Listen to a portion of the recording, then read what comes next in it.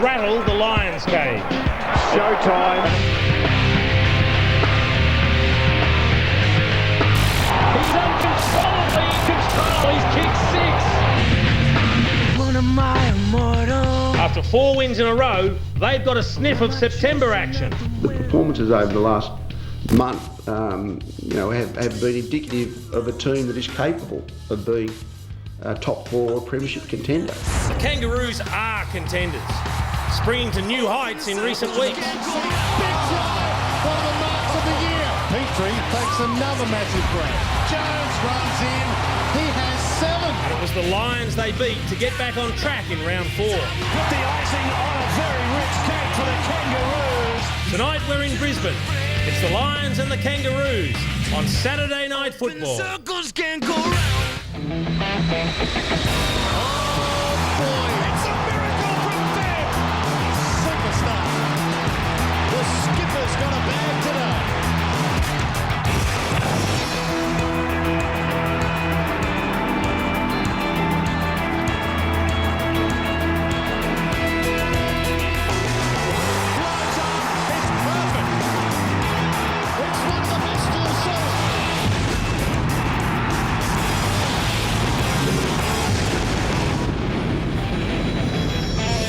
The Brisbane Lions have won their last 4. That includes great victories over potential top 4 sides West Coast and Collingwood. They've certainly found their best form at the right end of the season. The Kangaroos, their opponents tonight, have won their last 5, and in fact they've won 12 of their last 14. It all started in Queensland in round 4 at Carrara, a great win over the Lions then, and tonight they are after the double. Good evening and welcome to Saturday Night AFL live from the Gabba. We're joined as always by Lions legend Alistair Lynch. Now this has turned into one of the matches of the round. We've had some beauties already, but a win from the Lions and who knows, they could be September bound. Oh, without doubt. It should be a cracking match. We've got the Kangaroos up in second spot, as you touched on it. They have been favourites 4 times this season. It must drive the Kangaroo supporters absolutely mad. And likewise, round 4, they went in underdogs, but got the job done. So it'll be an interesting game. 2 very good teams in good form. Now, the draw last night at the Telstra Dome between the Western Bulldogs and also St Kilda could not have worked out better for the Brisbane Lions. A win tonight, they leapfrogged both those teams on percentage. And why it did work out so good is because the percentage difference cannot be breached over the next 4 weeks. It's just fantastic for the Brisbane Lions. They get a win tonight, they jump up into the 8 and their destiny is in their own control. Of course, Sydney and Essendon might have something to say about that. It might be a very short jump into the 8, but certainly a win tonight and Brisbane are very much around the mark. Let's take a look at how the two sides are going to line up. A late change for both sides. Glenn Archer is out for the Kangaroos. Lee Brown comes in to replace him. And Josh Drummond out for the Lions. Matthew Moody in for him. Daniel Merritt's been doing a good job. He had a big job on Petrie. Rowe, he'll go to someone like Edwards, maybe Jones, and that'll be a tough matchup. Jones been in very good form last week. And across the midfield, both teams have got some talented players. Harris, Grant against the likes of Lappin, Notting, and this one. Black, Power, Simpson, Rawlins, McIntosh, Charman. What's some great matchups there. So it'll be a very key duel to see the result of the game. There will be. I wonder who the unlucky Lions midfielder to get Brady Rawlins will be. Jonathan Brown has been in sterling form, but he's had some support, and certainly Jared Brennan has been amongst the goals, as has Ryan Hooper. Great to see him back in the fold. Yeah, he's only had a short AFL career, but 23 possessions last week out of the forward pocket, pushing way up the field, and he was just electrifying in the forward line. And look at the bench for Lee Matthews. Leuenberger, he will be a superstar of the future, and Deed Langley, he's got some excitement machines there. Swallow leading the tackle count for the Kangaroos, and Wyman, an electrifying player, can kick goals. And great to see Daniel Wells back for the Kangaroos as well. He will be looking to probably play some important role off the bench tonight. He certainly can make things happen in a short space of time. They've won 14 of their 17 first quarters this season. That's ranked number 2 in the AFL. And in terms of converting inside 50s into goals, they do that 31% of the time over the last month. That's a fantastic strike rate. When will they get the credit they deserve? It is just an amazing story, the Kangaroos. They continue to win week after week as the football world doubts them. They just keep on proving us wrong. Well, what about their coach? He's gone from being the first sack to perhaps coach of the year. And Lee Colbert caught up with the Kangaroos coach, Dean Laidley, a short time ago. Dean, round 4 this year against the Brisbane Lions. That's where the Kangaroos really got their season going, didn't they? Yeah, look, it was a pretty hard battle that night, and we expect probably the same tonight. And look, we can't probably look back that far, and got to make sure the boys are switched on for tonight. And I think the start's going to be vital. It's a pretty hostile environment, and Brisbane have probably been in competition top form, if you like, in the last month. So they're playing good footy. This ground doesn't hold any fears for you guys, eh? You were here in 2005 and Wellesley back in the side was actually pretty good that night. Yeah, he was. And look, you know, we're probably not expecting a hell of a lot from Daniel tonight. Probably about 60% game time, nurse him through. And, you know, he'll come through the midfield and, you know, maybe a little bit across half-back and a little bit in the forward line. So, you know, we're just looking to get some run into him. 12 wins out of the last 14 games, but still $2.30. The punters, they still just don't come for the Kangaroos just yet. Oh, well, I think there's a lot of Kangaroo supporters out there who have made a little bit of money on us this year, and hopefully that's the case tonight. And last week you were able to preempt, or there's a little bit of pattern with the Hawthorns interchange bench. Is there anything the Lions might do that give you an advantage tonight? Oh, look, they play a particular style of football, and it's a very hard contested brand of football, and I think tonight, you know, is going to be that style of game. And look, obviously they've got some big forwards up there, and, you know, we think we can kick a big enough winning score tonight. Thanks for your time, Dean. No worries, thanks. A personal best 7 goals for Corey Jones last week. He was in absolutely outstanding form. He took care of a very much in-form Campbell Brown, also Joel Smith. He's actually got 41 goals for the season. That's crept up very quickly, Lynchy, and I'm sure the Brisbane Lions will be paying a lot of attention to Corey Jones tonight. Yeah, it's a difficult matchup. He can take a mark on the lead over his head, but also last week, as we saw, he was very good from long range and the forward crumbing. Just his ability to snap from low down and take clean possession was outstanding. Yeah, one of a number of Kangaroos that can certainly have a huge influence on this match. He can expect some pretty close attention from the Brisbane Lions. One thing that did impress me about the Kangaroos last week was the tremendous defensive work rate they had. They put pressure on Hawthorn all over the ground. They caused fumbles, they caused turnovers. They'll look to do that again tonight. Yeah, their clearance work and their contested possession work is very good, but the pressure, they just don't give any time to space to good teams. But Hawthorn's been in good touch. They're a quality side that can deliver the ball well. They weren't given the space. Now, if you give Black and Lappin and Power, these sort of guys, space, they're going to cut you up. So they've got to shut them down. They're very good at that, and you'd expect no difference tonight. Yeah, expect the heat to be on here at the Gabba. Daniel Wells there. He's got the left knee heavily bandaged, but let's hope he can show some of his best form tonight. The Lions making their way out onto the Gabba. Ranked number 16 in the competition in effective kicks per game this year, but they have improved considerably over the last month. In the last 4 weeks, they've kicked a goal from 1 in 5 of their kick-ins after a behind has been scored, and that ranks them number 2 in the AFL. So they have got a few things to pin their confidence in, Lynchy. Yeah, they're very confident. What we've seen over the last 4 weeks did not resemble the 7 weeks prior to that. It was Lee Matthews got the blood pumping, if you like, in the pre-game address before the West Coast Eagles games. He was very passionate, very emotional before the game, and they haven't looked back. They've been playing with a lot of run and vigour and through the corridor. What has impressed me from a Brisbane Lions perspective are the number of players contributing. 24 players used over the last month. 17 of them have got amongst the goals. So they're not just relying on the Jonathan Browns, who we know are in good form, but everyone's contributing. Everyone is having a good shot at goal. Basically, they're running well off half-back, so they're creating shots there, but also the likes of Brennan, Patful have been rotated through back and forward, so plenty of options for the forwards and certainly for the Brisbane Lions. And our caller tonight, John Casey. Welcome to you, Case. We should have a beauty tonight. Yes, thanks, Jace. Hello, everyone. I recall being at Carrara back in round 4, the Kangaroos, 0-3. Coach Dean Laidley perhaps just 4 quarters away from his career being in ruins. Now 12 out of 14 and second spot, and it's Brisbane who need to win tonight. Big night for Jess Sinclair. He reaches the 200 club, playing his 129th match for the Kangaroos. Had 50 at Fremantle before he was swapped for Peter Bell, and 21 pre-season games as well. And Jonathan Brown, well, with 53 goals, he's second in the AFL. He leads the AFL in goal assists. He's top 5 in marks. And for a man who's never won a best and fairest, never been leading goal kicker and never been an All-Australian, he does have 3 premierships to his credit. And this man, well, he needs to stand up tonight because Shannon Grant with 26 goals is second on the Kangaroos goal-kicking list this season, but he's kicked just 2 goals in his last 7 games. He has a season high of 5 against Carlton and then kicked 5 against Melbourne in back-to-back matches, rounds 8 and 9. But he needs to pick up the slack, and he is ready to go, and so is another former Kangaroo star, Lee Colbert. That's good. Yes, g'day boys. It's beautiful conditions here. Perfect night in Brisbane. Tonight the Kangaroos are wearing black armbands for Eddie Sainsbury's auntie, and also Glenn Archer missing. He's at the Stanford Plaza Hotel here in Brisbane. Got Gastro, boys. He's got the runs. This is great when you catch someone just not quite ready. Bad news for Glenn Archer, but a reprieve for Lee Brown already. Casey Green has gone to Luke Power. And I don't think it'll be long before we see Brady Rawlings go to Simon Black. I reckon that would have brought a smile to Archer's face. Just sitting back on bed, feeling a bit crook, and see Colby winking at the cameraman. Two of the most disciplined teams in the AFL, both top 5 in tackling, as we get underway from the Gabba. By Derek Woodcock does the honours. And the Kangaroos with first use of the ball. Jess Smith working it out to the wing. Merritt out with a good spoil. And great in defence so far this season for the Brisbane Lions. Joel Patfull has the job on the dangerous Corey Jones. And Daniel Merritt leading the competition in defensive spoils on Petrie, and I like the idea to try to get Merritt up the ground, get him away from his comfort zone of the goal square. Free kick has been awarded to Jamie Charman. Gets it off quickly.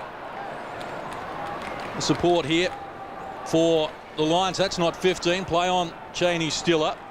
Lappin. Handball into the centre of the ground. And driving the ball long is Joel McDonald. Out on the lead comes the big man, and Jonathan Brown adds to his marking tally. Well, you called it, Lynchy, in the lead-up that Michael Frito would have the job, and he's been superb for the Kangaroos all year. He's played on the power forwards, played on the big names, and he's held his head high just about every single week. Well, this guy's in some sort of form, Jonathan Brown. He's going to have to produce his very best to quell his influence. Now, round 4, Jonathan Brown, he didn't have the kicking boot, pulled everything to the left and really kept the Kangaroos in the game, and in the end was enough to help the Kangaroos win. Just 1 goal, 5 all from set shots at Carrara on that night, but he's kicked a goal in every game that he's played this year. Jonathan Brown comes in and has tugged it to the near side. You mozzed him, Lynchy. Oh, well, Mr. and Mrs. Brown back in Warrnambool will be happy with me, but Jonathan Brown being in super form. And now, if Ferrito's going to have any impact, he's going to have to get some support, probably from the likes of Daniel Pratt. And there's a barrow up the middle. Right to the centre of the ground. Outstanding work. The Lions recapture the ball, and Colm Begley with the left foot. Wasn't a particularly good kick. Brown taken down, appeared to be taken high, went unwhistled. And the throw just flicked it off the ground with his little backhand flick. Was always going to be a throw, but some slick handball in the middle of the ground from the Brisbane Lions. Kangaroos are revved up. I saw Daniel Pratt there putting himself about. He's been one of the players for the Kangaroos in the back half, been in super form. And he started at the Kangaroos, came back home and played with the Brisbane Lions, only to be traded back to the Kangaroos and found his feet. It's taken a bit of time, but he's in good touch. Harris works it up to the wing for the Kangaroos. In front, mark almost taken there by McIntosh. Loose ball on the ground. Lions have won it back. Charman, slow hand pass, didn't do Notting any favours. Luke Powell's handball left a little to be desired as well. Shannon Grant wrapped up. And we've got a tangle and a little bit of push and shove as well. Lynchy, I don't know how many times Joel McDonald has found himself at fullback, but he's had to go back to play on Aaron Edwards for the Brisbane Lions tonight, and that's probably a different sort of role for him. It is a very different role, just because the Kangaroos have tried to stretch the Lions' defence. That's forced Rowe, I think, probably would have been his matchup, has gone up to pick up Hale, who's given away plenty of inches up at centre-half back. It's Jason Rowe, 192 centimetres. David Hale, 201. He gets good service, and they could present some problems in the forward line. Simon Black with the support of Lappin, who goes short. Lead from Mills, back to Lappin, skirting the boundary line. Given some latitude and time to measure the kick, coming out strongly, Jonathan Brown crashes the pack. Brian Hooper under all sorts of pressure. Coming in, umpire Derek Woodcock. Well, it might have looked like the kick went into traffic, but it was only about a metre off being very good, because Jonathan Brown was coming with a run and a jump over the top, and he had a pack of small players in front of him. I reckon Ryan Hooper considered himself a little bit stiff there. Gets the ball back now, works it around the corner. Ryan Hooper to the top of the square. Copeland couldn't hold on. Lions want a free kick here against Shannon Watt for taking it over, with the umpires having nothing of it. And you talked about the good spread of goal kickers, but look at Copeland's gone forward, along with Hooper's a new player in the forward half, and Brennan. Here's Brennan, the danger man, 7 last week, throws it onto the boot, just couldn't get enough purchase with it. It's another minor score. At the other end of the ground, they have made a change, Lynchy. Joel McDonald's now come out to pick up Corey Jones at half-back, and Joel Patfull has gone back to Aaron Edwards. Patfull played a lot of football this year as the second or third tall in replacing Daniel Bradshaw, who's out with a knee, but in the last month's gone back to the defensive half and been outstanding. Slipping across, Cheney still to take the mark ahead of McIntosh, who was the intended target. And the whistle will bring this back. We're going to get a free kick to Jed Adcock. Back on the wing, just the attacking side for Brisbane. We played almost 5 minutes and the Kangaroos yet to get into their attacking 50. It's been a good start from Brisbane, but they've got to reward themselves and put something on the scoreboard, because at some stage the Kangaroos are going to get a little bit of the ball going their way. Every Kangaroos player behind the ball as Adcock drives them deep. And coming over the top, it's spoil supplied by Lee Brown, the late inclusion for Glenn Archer. And those sort of kicks will suit Lee Brown, but a couple of times in the first 5 minutes of this game, Mills has gone on long searching leads and he's had about a 5-metre break on Lee Brown. He's got to continue to lead and lead and lead, but the long kicks where he's got to prop and battle man on man will suit Lee Brown. Jess Smith will support. Good tackle. Chance for power to the hot spot. Kangaroos under all sorts of pressure, but they're confident. Jess Smith clearing kick, pinpoint accuracy for Shannon Grant. Looks up, not a lot on offer. And now he's forced to hesitate. He'll be given the hurry up. Told to play on now. Shannon Grant going for distance up the centre wing. Game Merritt at the back to supply the spoil. And the Lions all over the Kangaroos early. Well, Luke Power is trying to break the Casey Green tag, and at different stages he'll go and follow Adam Simpson and then push forward when he has an opportunity to get the ball. Hank Sharman to the front. Lappin off the ground from Harvey. Stiller, quick hands. Lions with a chance here as Notting drives long. They deserve a goal, but they're still waiting for it. Free kick. And the free kick has been found and awarded to Robert Copeland. Gee, there didn't look to be a lot in that. Yeah, looking forward to the replay. Daniel Pratt. Filthy with that one. It's always difficult in these sort of situations. Oh, no way. Geez, no way is that a free kick. Terrible. It's in the side. It is pure body on body, and it wasn't even that severe a push. He just went to ground a little bit too easily there, Copeland, but luck's a fortune. Can he make the most of it and finish from a tight angle?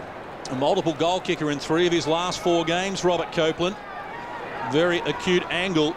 Lions overdue, though, and Copeland slams it into the post. Tried to give himself a little bit of extra room. He went a couple of yards in, then tried to straighten and still kick the drop punt. Probably put more pressure on himself there. Hasn't been in that situation a lot and probably hasn't practiced from that position at training, been a defender for many years. So just put a bit of extra pressure on himself. Daniel Pratt with the kicking in duties again, getting good depth with it. Looking for McIntosh, who stands up tall to take the mark.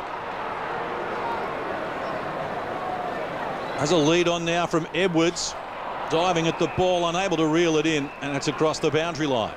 Well, it seems that Joel McDonald will pick up whoever's further from goal out of Corey Jones and Aaron Edwards, and Joel Patfull will pick up the one closer to goal. They've changed a couple of times already. Putting his head over the ball, Riscatelli, who started on the bench, getting no reward though. Lions dictating the terms at the moment, but getting a small reward for it on the scoreboard. We played a tick over 8 minutes, term number 1. It's Charman and McIntosh wrestle again, a stalemate. Harris wrapped up, going nowhere. And this will be favouring the Kangaroos. They want to bottle it up, stop the run-off halfback that Brisbane Lions have had over the last month, which has been very effective. A big out for the Lions is Drummond, who's been racking up plenty of possessions. Stiller was into that role, and certainly Rowe last week, so they'll be shutting down those guys. Quick kick around the corner from Casey Green, picked off by Notting in traffic to Power, back to Notting. Good rebound, handball for Lappin, invited him toward goal. His disposal lets him down though, and to score it through for another minor score. They've had a lot of the ball, the Brisbane Lions. At some stage they're going to get punished for not converting, you would think, because they've had some gilt-edged opportunities, and you'd probably expect Nigel Lappin to do a little bit better from that position. Ferrito. Shannon Grant surveys his options, has the lead of Edwards, going with one hand, and able to bring it down, and it's over the boundary line once more. It's been a great start from the Lions though, Case. We did mention that the Kangaroos have won 14 of their 17 first quarters, so if the Lions can dull their good starts, it'll go a long way towards getting the job done tonight. Inside 50's 5-0, but as you said, Jace, if the Kangaroos can go inside and score, it'll dent the confidence of the Lions, who've had much of the ball. Well, here they go. They'll probably, Murphy's Law tells us they'll go forward, and first time they go forward, they'll kick a goal. Hale into the pocket. Edwards on the bolt, comes out strongly. Yeah, just lost contact, Joel McDonald. Edwards, who's a notable goal kicker and leading forward, especially in the VFL in recent years, got some space, took a nice chest mark. Has struggled with some conversion. Obviously, it must be a very good kick on goal, but this will test him. 100 goals in the VFL for Frankston. There's only been a multiple goal kicker twice this season in 12 games, and he's missed everything there. Didn't look confident at any stage, was looking to give it off. No one standing the mark here, so Selwood can play on. He's following Brent Harvey. Selwood tonight. Lappin provides the lead. And staying on the wing as well. Kick for Simon Black. Good work there from Corey Jones. Now Brady Rawlings. For Andrew Swallow. He drives it into the pocket once more, ill-directed, and it's out of bounds on the full. Well, the boundary umpire was out of position there. He was going to call it out of bounds on the bounce. He wants to call it, and he's run halfway after the central umpire and thought, nah, I can't be bothered. It was a yard out. He chased him. Yep. Brennan, defensive side of the wing. Looking ominous. Now for Charman at the back. The sit takes a strong mark over Lee Brown. Hands off to Cheney Stiller. The left footer. Trying to find teammate. Whistle provided here by umpire Derek Woodcock. The Brisbane Lions with another chance. And that's Mills, who's taken a good mark after Charman's very good jump over Lee Brown. And you'd have the stats in front of you. I don't think he's got a goal as yet. Case. 5 points this season. Oh, another Moz. Are you two right? That means he'll kick it. Hasn't kicked a goal in the AFL. This is his 12th appearance. We're overdue for a major. We played almost 12 minutes. And the Brisbane Lions lead it by 10 points. That's good confidence lifter for the Brisbane Lions and certainly Wade Mills. He's played a lot of defensive football in his time at the Brisbane Lions and found some space on his opponent and taken a good mark under pressure. And the pressure for Wade was probably more go back, kick the goal. Lions needed it. He needed it for his confidence.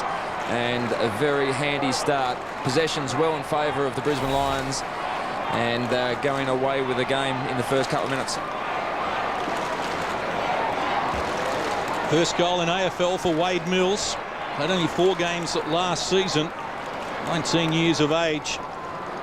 One of 3 teenagers in the Lions side tonight. They just can't get hold of the footy, the Kangaroos. It's 40 possessions to 22, twice as much ball to the Brisbane Lions. Riscatelli, after the intelligent tap from Charman, needs support provided by Adcock, stops and pops.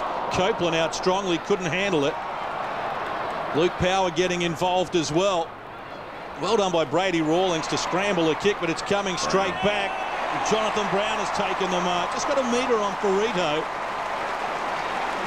Well, Jason probably the best one to talk us through that. He just pushed back into his full back and both hands into the chest. Give you that yard, and as Jason Dunstall used to do to me all the time, just wanders out and takes an easy chest mark or in the hands of Jonathan Brown and should go back and slot this one after just pulling the ball left on that first shot. 53 goals on the season at 67%. Brown comes in and has pushed it across the face of goal. Well, Lee Matthews would be very frustrated in the coach's box. They've got the perfect start, the Brisbane Lions. They're doing everything right. They're winning twice as much football as the Kangaroos. The inside 57-2, but their return is a pretty meagre 1-5. 14 and a bit minutes played. Andrew Swallow left alone, takes the mark. Had McMahon short. Looking longer than that now. Has worked himself and has run too far. Well, that's a good 30 metres that he's run. If you look at the mark where he started from. Jonathan Brown was available. Riscatelli missed him though. Now the lead's on from Brennan. Excellent pass. Found a bit of space in front of Watt on a couple of occasions now, Brennan. Drew Petrie's pushed deep into defence for the Kangaroos. Just recognising that they've got a bit of a run on the lines and they don't want to concede another goal. Brennan pumps it long. Jonathan Brown attracted a crowd. Strong work from Petrie. Kangaroos keep it alive. Casey Green with a hand pass for Ferrito. He's looking for Simpson. Good contest provided by Adcock. Brennan in support. Wants to take on the Kangaroos. Pass wasn't a good one. Jonathan Brown finds it, but he found trouble as well as Lee Brown with support from Daniel Pratt and Petrie coming over the top. Do you think that Jonathan Brown conscious? 4 blokes jumped on top of him as soon as he got the ball then. It was a poor kick, the first one, the high bomb that Jared Brennan sent in, because he had Petrie coming over the back. He had Ferrito playing in front. Lee Brown's peeling off as the third man up. At that time, the kick at ground level, Brown was the one that picked it up, and just a little bit too vigorous in their approach on the tackle, the Kangaroos defence. So 2 regulation shots that he's missed. So this is the tough one. The pressure perhaps off because you're not expected necessarily to kick it, although after you've missed the first couple, it would be playing on your mind. Approaching the 16-minute mark of the first term, the Brisbane Lions have had all the running, and Brown puts a fist in the air straight away. He gets their second goal.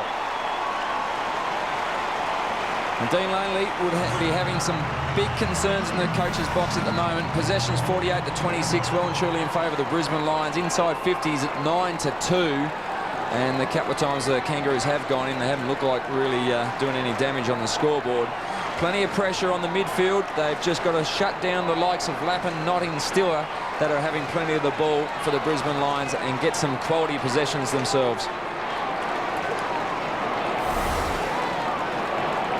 And Jonathan Brown now with a goal in each of the 18 games that he's played this year. Petrie's gone back, loose man in defence. Hale into the ruck for the Kangaroos. Simpson trying to barge his way through traffic, shut down by Charman and Adcock in tandem. Tell you what, off the ball, Brent Harvey put Troy Selwood down, and Selwood's just gone and had a little word to him, and a bit of push and shove going on there. Harvey just the 2 possessions so far. Selwood gets the biggest jobs for the opposition each week. Hale with a tap for Swallow. Advantage play on as Simpson drives the Kangaroos into their attacking 50, but Merritt slides across to take an easy mark. They're just panicked at the moment, the Kangaroos. They went long to a 3-on-2, and Daniel Merritt, being the spare, was always going to take that mark. Scatelli with a hand pass for Jed Adcock, who's getting good run out wide. Running on, slipping the tackle. Another chance for the Brisbane Lions. Joel McDonald drives them long, and they pick their third. Well, it's one-way traffic. Joel McDonald, who's come back after a knee reconstruction, has just worked his way into this team this season and has been a very effective player through the midfield as a tagger at times, but running off half-back as he did here. He ran hard forward, found some space and was able to get a shot on goal. And things are just looking quite ugly for the Kangaroos. Second on the ladder, this team. They've been very good week in, week out. They're tested now. Joel McDonald kicked his only goal of the season prior to tonight, back in round 12 at Geelong. It's the 6th of his career after missing most of last season with a knee injury. Less than 9 minutes to play in the first term. Kangaroos with problems. Good spoil on that occasion from Joel Patfull. And everything going their way as a kind bounce for Jason Rowe. Plenty of options. Drives it long. Brennan climbing high. Couldn't grab it. Petrie surrounded. Massive players. And will need a bounce.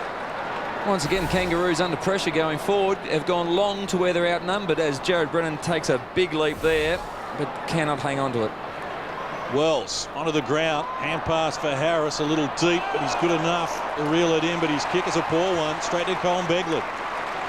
The Irishman from the Stradbally Gaelic Football Club. Lions on the move again to the pocket. Spoil from Ferrito over the back of Jonathan Brown. Cleared by Harris. Lions with numbers around it though. McDonald getting involved again. Scatelli to the pocket. And looking for Jonathan Brown. Ferrito. Under all sorts of pressure. This is Jesse Smith. Now they look to clear across goal. Brent Harvey deep in defence. Brings him out. Andrew Swallow next in line. You've got nowhere to go forward. Merritt sitting back by himself. Selwood's back by himself. It's just very difficult to go long to a target. Well, Drew Petrie, who's been playing kick behind play and playing in defence, is now pushed forward again. Sinclair has Harvey available. Just enough on the kick.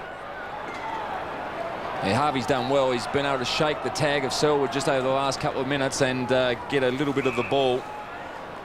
David Hale wants to go quickly. He's a good run and mark, and it's taken by Drew Petrie. Well, there was a great example there of Jason Rowe being too conscious about his direct opponent. He actually backed away from the footy, making sure that his man didn't come to the ball, and he could have actually gone back and marked the ball if he went after the pill as soon as he saw it coming. Yeah, without doubt, and that's what the Lions have been so good at, and the likes of Pratt, Archer have been good at for the Kangaroos as well. Petrie has been good for the Kangaroos of late. Can't get the job done. It's a minor score on the first for the Kangaroos, and it comes into time on in the first term. And you touched on a case just about a minute ago. All sorts of pressure the Kangaroos on, which is what they do to their opposition every week. They put a lot of pressure on, but they're just slaughtering the ball coming off halfback and causing too many turnovers. Lappin hesitated, kicks to a contest. Kangaroos looking to clear nervously. David Hale, though, comes up with a mark. He's undecided as well. Hits around Lappin. Did that well for Harvey against Selwood. Good use of the body from Brent Harvey. Showed his experience. Now Daniel Wells. Well-weighted kick looking for Shannon Grant, but aware of the situation. Colin Begley over the top with a spoil. That was a case in point. Grant was finding some space. Begley dropped off his man to get over to Grant and put a spoil on.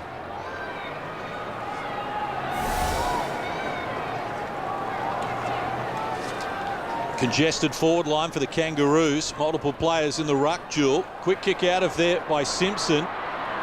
It's Ryan Hooper getting a long way back. A little out of his comfort zone, though. It's a full 360. Look for power. Ball eluded him. Shannon Grant, generally a good user of the football. Looking for Jones. Merritt was there again with a terrific spoil. Brennan with the crumbs to Tim Notting. Hand pass to Lappin. Made him go back and get it. Tim Notting kept on running. Goes with the left foot on this occasion. What a pass for Robert Copeland. It didn't look pretty. It looked very awkward. It looked unnatural, but he couldn't have hit a better little pass to the fast lead of Robert Copeland. Since he's gone forward, Copeland, he looks a natural leading forward. He's lightning off the mark. He has good hands. Not necessarily a great shot for goal, although he has been kicking a couple. He does look dangerous when he goes forward. He leads to the right spots. Hit the post earlier here in the first term. Copeland comes in to make amends. He's pushed it across the face on this occasion, and a mark has been taken by Jonathan Brown. No, a free kick. Yeah, big shove in the back. I think Brownie conceded. He was in all sorts of strife, out of position, so a big shove in the back and didn't get away with it. Well, it might have helped slow down the scoring of the Brisbane Lions by moving Drew Petrie in defence, but it's certainly not helping the Kangaroos when they go forward. They're outnumbered. They haven't got the tall target there in Petrie who can take the big contested mark. David Hale's being pulled a long way up the field in search of the footy, and it's very difficult for them to score when they're being outnumbered and they've got no tools. Casey Green told to play on, given some latitude. Now hoists it towards centre wing. Charman coming across was third in line. Lappin in front of him takes the mark. Ninth disposal, the most by any player on the ground. Corey Jones has stolen it, and the Kangaroos get a chance here. Harvey driving long. Merritt will come with the spoil over the top of Aaron Edwards. Jason Rowe to clean up. Lost the handle on it. Joel Patfull did well. Now Moody going nowhere as we go down to Lee Colbert. Yes, gentlemen, Dean Laidley, who usually prides himself on his matchups, is actually the Lions dictating terms at the moment. Interestingly, watching Brent Harvey. Selwood's actually taking him, but they're rotating on Colin Begley. So, yeah, it's just incredible the way those two are actually double teaming Brent Harvey. Wells wrapped up in the tackle. Intelligent hand pass from Simpson. Finding the ball now. Sainsbury. Chance for Harris, trying to keep it alive, dancing on the boundary line, unable to do so. Now the boundary line throwing. How's the flexibility of Joel McDonald? He started in defence. He was working between Corey Jones and Aaron Edwards. Now he's picking up Daniel Wells on ball.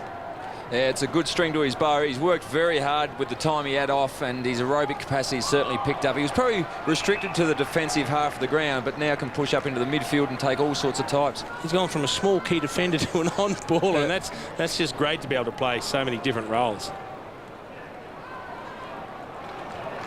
Ball in dispute. Just on the attacking side of the wing for the Kangaroos. And it's a credit to Lee Matthews to reinvent this team when they were struggling 5 weeks ago with just 4 wins to their credit.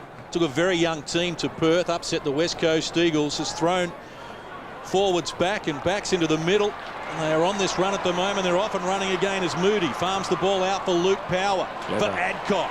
Gets to the 50. Unloads with a high kick to the goal square. Copeland coming out strongly. Good defensive work from the Kangaroos on that occasion from Daniel Pratt. Clever kick from Luke Power. Just a little chip over the top into space that Jed Adcock was running onto because he wasn't set, didn't have a forward leading towards him, but it just maintained the forward momentum of the Lions without turning it over. And he rarely uses that right side, he used the outside of the left foot to very high level. Charman just nudged McIntosh under the ball. Wells trying to track it down. Simon Black got a handball out to Adcock. Retreats to Lappin. Further back for Begley. Tim Notting took on his man. Illegal disposal. The Kangaroos with a chance. Coming across Sainsbury. Wrapped up in the good tackle from Cheney Stiller. Well, I think Kangaroos feel themselves a bit hard done by on the other side. Tim Notting didn't seem to get an effective disposal when tackled. Out on the lead, Jamie Charman takes the mark. What the Brisbane Lions are doing is exactly what the Kangaroos did to Hawthorn last week, just putting enormous pressure on them. Every time they get the ball, they're causing fumbles, they're causing turnovers, they're denying the Kangaroos time to actually compose themselves and use the football. Well, Charman amongst the goals in last week's big win over Collingwood when he kicked 2. That's 9 for the season. That is way off the money. Across the face of goal, not going to make the distance. They contest in the forward pocket. Brennan, well tackled. Dropped it. Daniel Pratt putting plenty of pressure on. They would feel very hard done by. And Daniel Pratt is filthy because he feels, once again, that was not correct disposal. Jared Brennan placed the ball when tackled on the ground, and it should have been a free kick against the Brisbane Lions, but plenty of pressure on the defensive half and a bit of frustration from Daniel Pratt. Free kicks 6-4 Brisbane's way at the moment. Kangaroos just trying to hold on here in the last 2 minutes of this term. 8 scoring shots to 1. It has been lopsided traffic toward the right of screen, which is the city end, the western end of the Gabba. Only 3 grounds in the AFL that runs east-west. The Lions would dearly love some more scoreboard pressure before the siren here at the end of number 1. A quick whistle provided again, and another holding the ball decision has been awarded against the Kangaroos. Well, they've got the run of the play, they've got the run of the whistle as well, but most importantly, they've got to capitalise on the opportunities. I mean, they've had 17 inside 50 straight scoring shots. They're getting a scoring shot for every 2 times. Well, that's an interesting decision to pass it off. A wasted opportunity by Copeland. Couldn't find the target. Shannon Grant drives the Kangaroos out of problems, and Aaron Edwards getting into the back of Ash McGrath there, and no free kick on that occasion either. But good courage from McGrath. Good courage from McGrath. He had traffic coming, but he backed into it. Lee Matthews a bit frustrated on screen there. Tackle count 21-10 in favour of the Brisbane Lions. Just the intent, when they haven't got the ball, they do everything they can to get it back. I think the only thing Lee Matthews has got to be frustrated about is that they should be further in front. Well, I think, it can be mentally draining if the opposition can indeed get up the other end and score. Daniel Wells got it from Casey Green. Nice pass for Edwards. Merritt into his back a little. No whistle forthcoming. Edwards goes again. David Hale in the pocket. Slams it onto the boot. 2-on-1 here. Petrie over the back. Couldn't take the mark. And the Lions will escape. Just had to do better than the 2 Kangaroos players. They had the numbers. Luke Power. Disposal number 6 for him into the centre of the ground. Gee, they're outrunning the Kangaroos at the moment, the Lions. Gets it back from Lappin.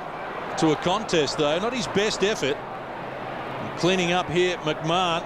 Sold Shannon Watt into trouble, though. He had 2 to beat.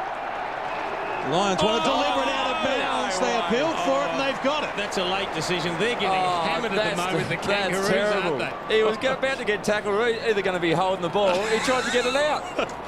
That's terrible. Final 20 seconds of the first term. Jason Rowe goes for the lead of Brennan. They're going to have to move it quickly.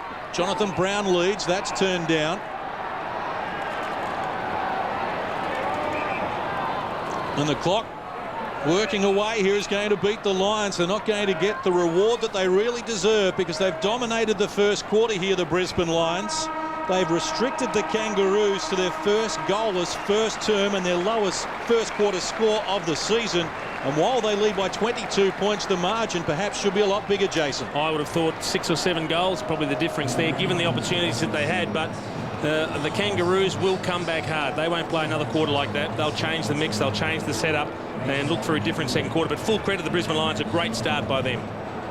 So the Brisbane Lions getting goals from Mills, Jonathan Brown and Joel McDonald. 3 goals, 5-23. The Kangaroos with their backs against the wall here, trailing by 22, and we'll be back with more from the Gabba in just a moment.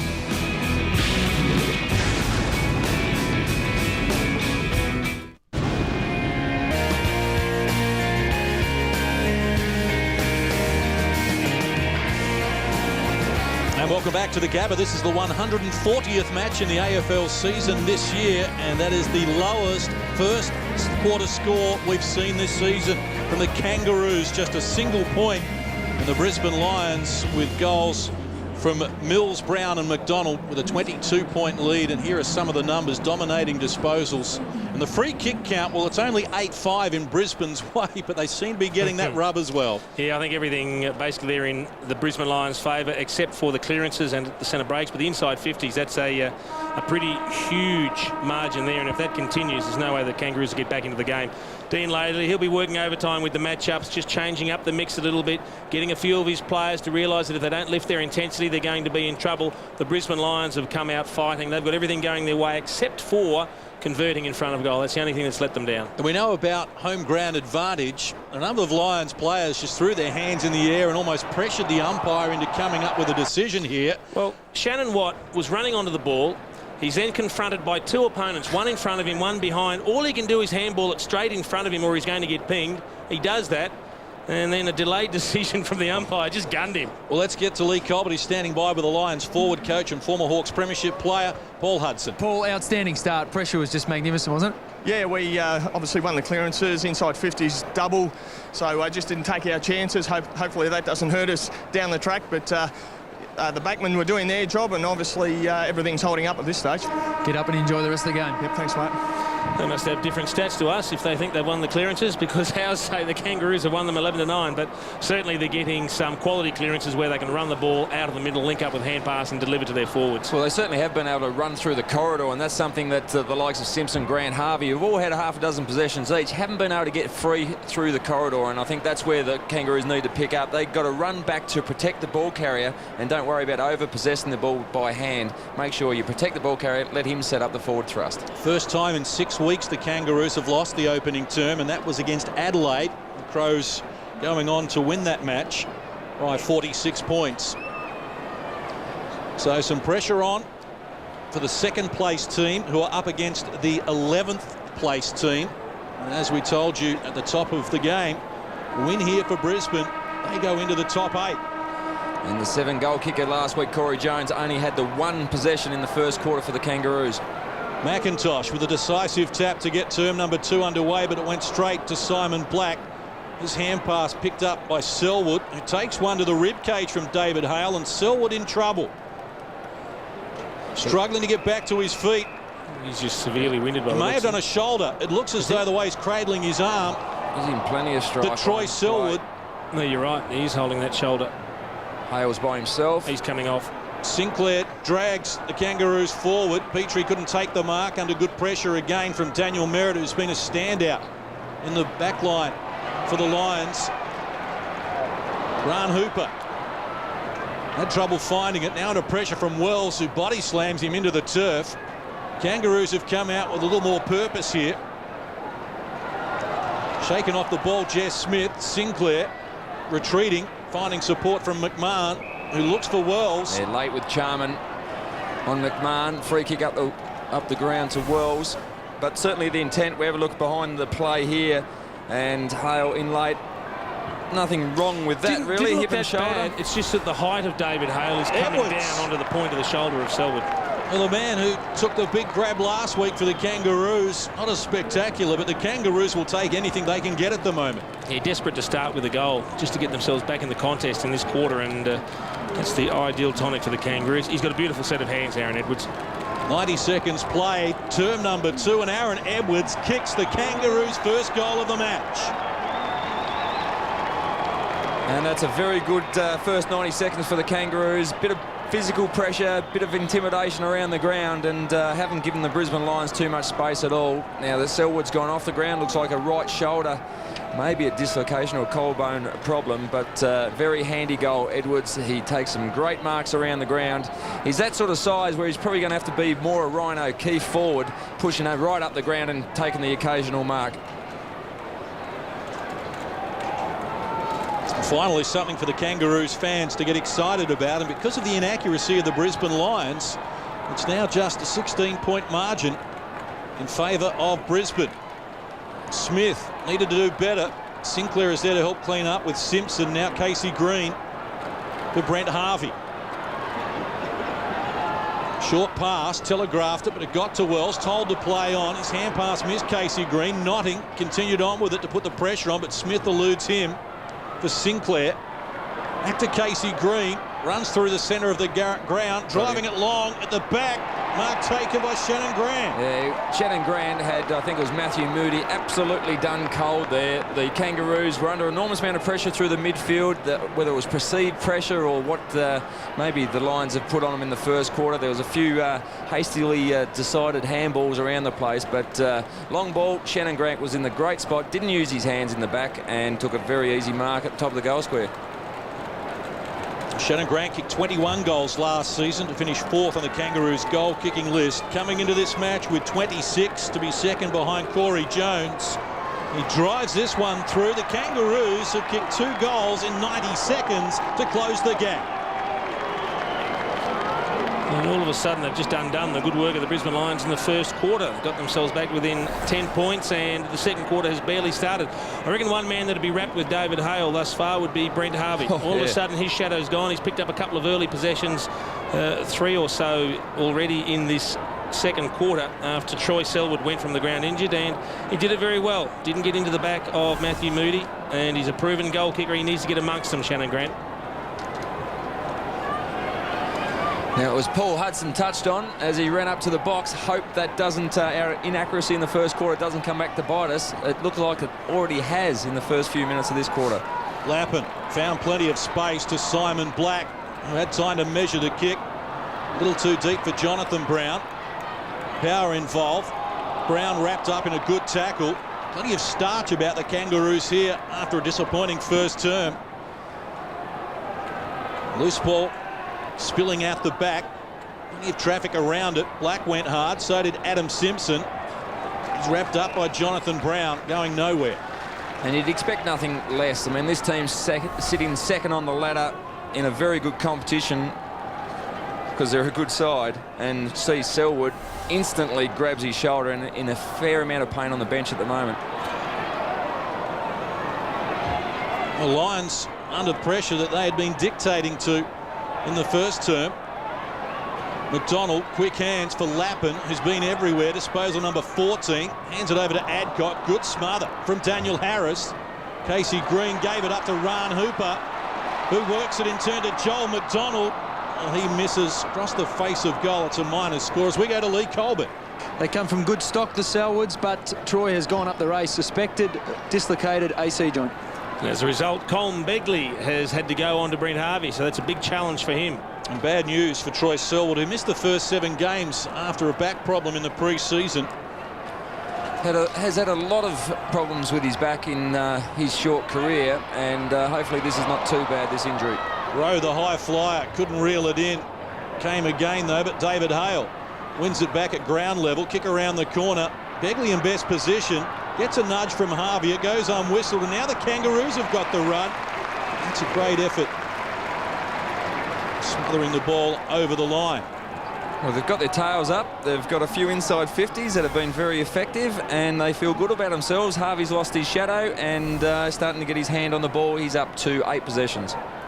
McIntosh over the back with the tap. Brady Rawlings, short hand pass, running onto it. Daniel Harris, flat-looking kick. Couldn't take the mark there. It was Moody.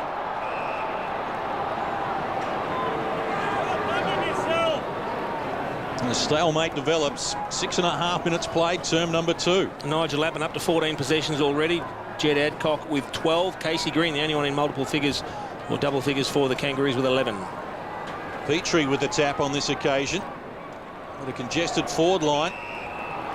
And you saw Jamie Charman just have a word to Daniel Merritt and just say, can you watch the guy that's going to jump third up, and just so I can have a one-on-one contest. Ash McGrath waiting to come on, yet to touch the ball in the match. Charman with the tap. The Kangaroos shark it. Aaron Edwards trying to bustle his way through traffic. But again, a weight of numbers around the ball, and we'll have another bounce. That was a good effort. You had players everywhere going in hard. Jason Rowe went in very hard, caught one a little bit high, but that was a good contest from players on both teams. Numbers around the ball, making it difficult. Petrie stole it and misses, though. It's a minor score. He did well to get boot the ball, though, for a big bloke. And you kicked one like that in the goal square last week. Very athletic and playing with a great deal of confidence at the moment, Drew Petrie. Jason Rowe to restart for the Brisbane Lions, and a nice kick to find Jared Brennan right on the 50-metre arc. Lopes away, looks to go short. Well, he put Mills under pressure, sliding in. Shannon White a little too high with the tackle. Free kick to Adcock, brings it inboard for Tim Notting. And this is what the Lions do all the time. They try to switch it through into the corridor and free up a player. Joel Patfull drives long from 30 and closing, but he's pushed it across the face of goal as well. Gee, that would have been a great one. A great switch, and to a player that can run on and have a shot for goal. It's unfortunate he didn't finish from a Brisbane perspective, but they continue to waste good opportunities. 10 shots on goal to 4 and only up by 11 points.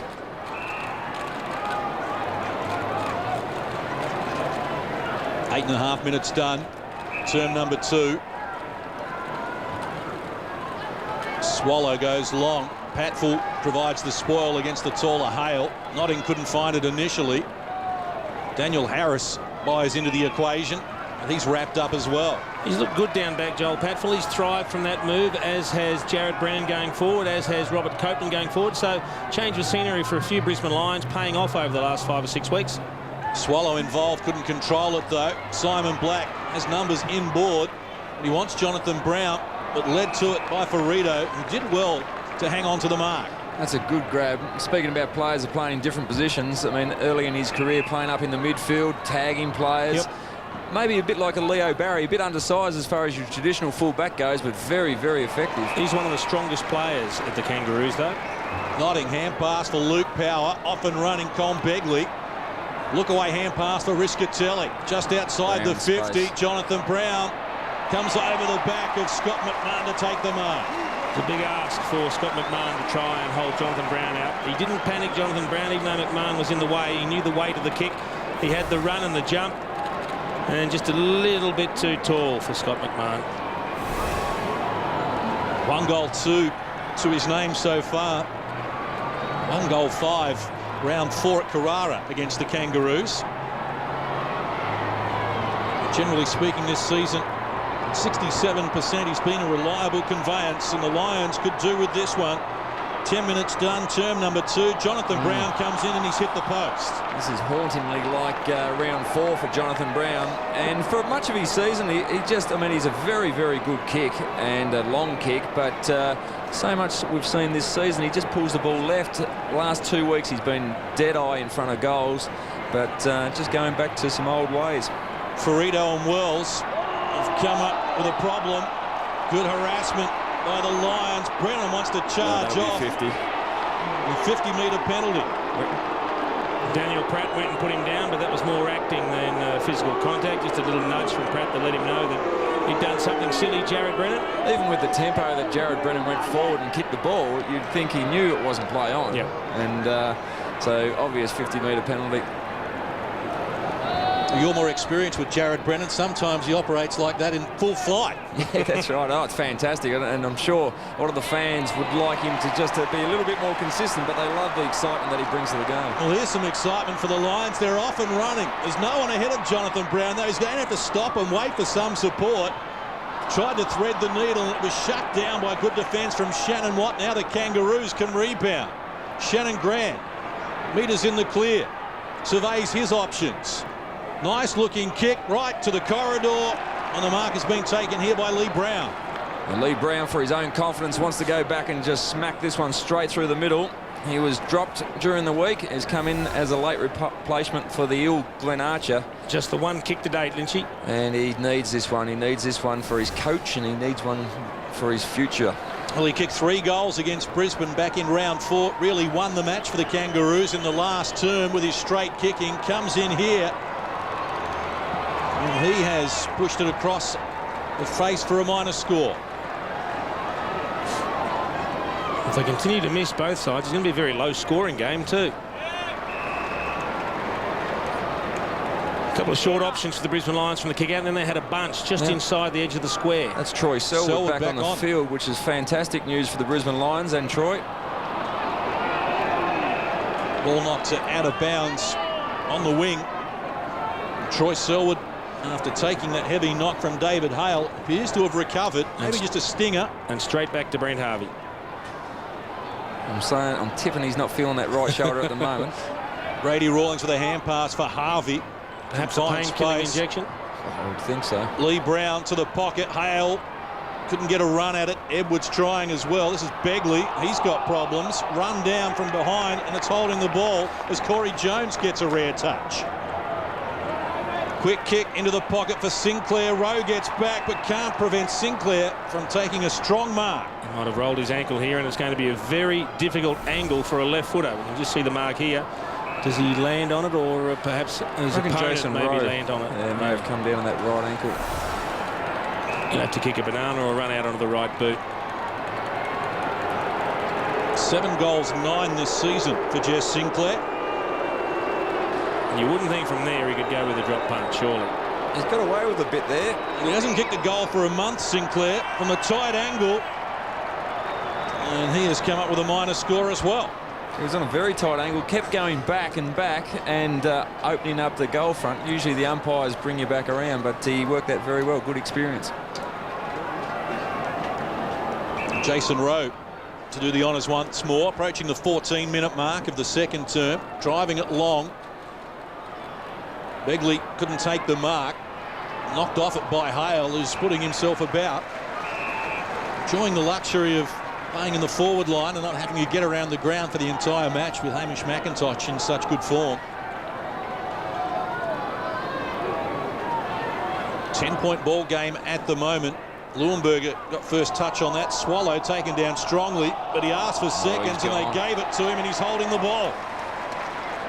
Very hot in there, hard to get it out. But yeah, it's 50 because he wouldn't roll off the ball, he was hatching it. Yeah, that was fair enough too.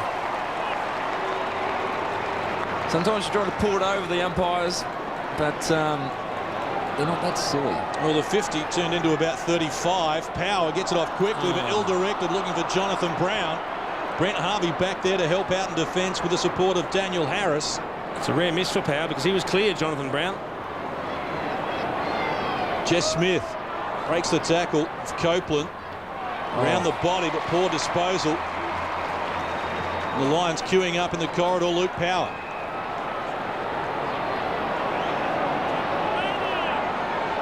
Rarely goes long, always goes short. And found the lead on this occasion, Jonathan Brown. Good work from the captain, Adam Simpson, to get back and defuse the situation. Brady Rawlings, a hurried kick out of the defensive 50. Petrie over the back, takes the mark against Rowe to Lee Brown. He measures the kick, charging out. Shannon Grant couldn't get to the contest. Mark taken by Begley. Not happy with the kick, Shannon Grant. He was looking for the long one over the back.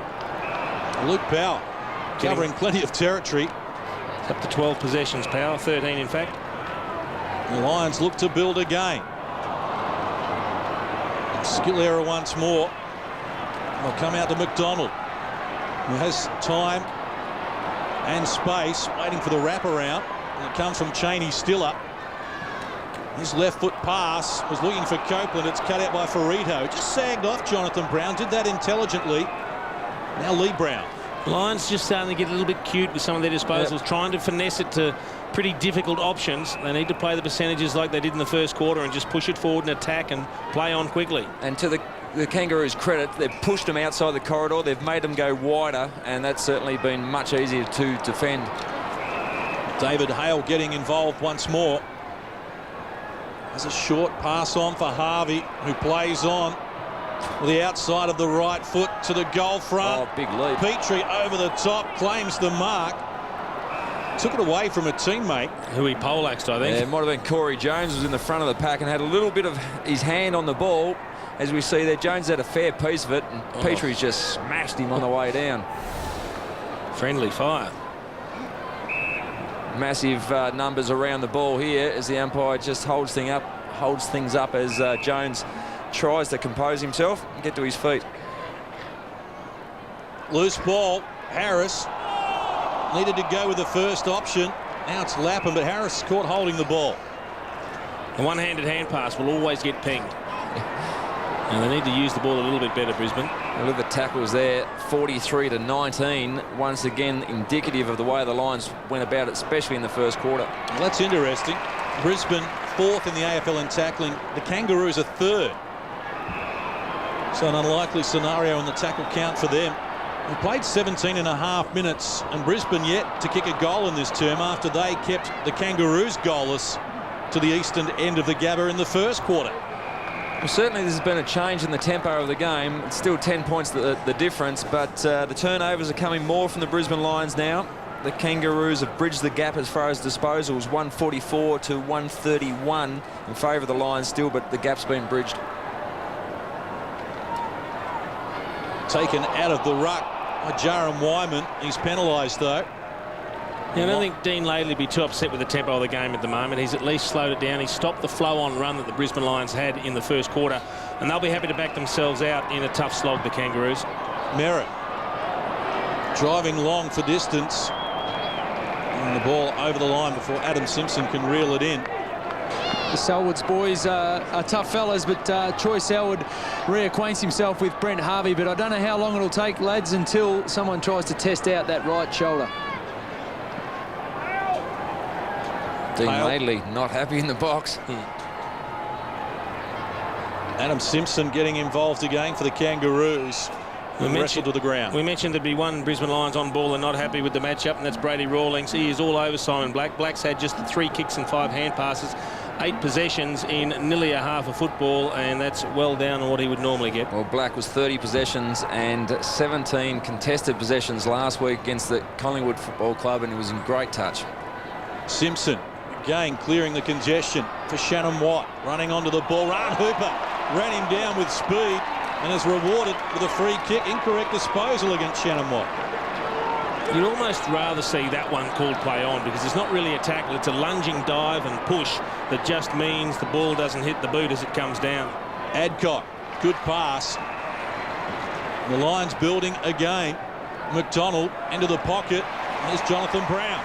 Well, he's been crying out for someone to deliver the ball properly to him, Jonathan Brown. He's worked hard. We know he's got a great tank. Frito won't give in because he has a tank like a midfielder as well. But he worked him back towards the point post and then came forward straight towards Joel McDonald, who just chipped it out to the space in front.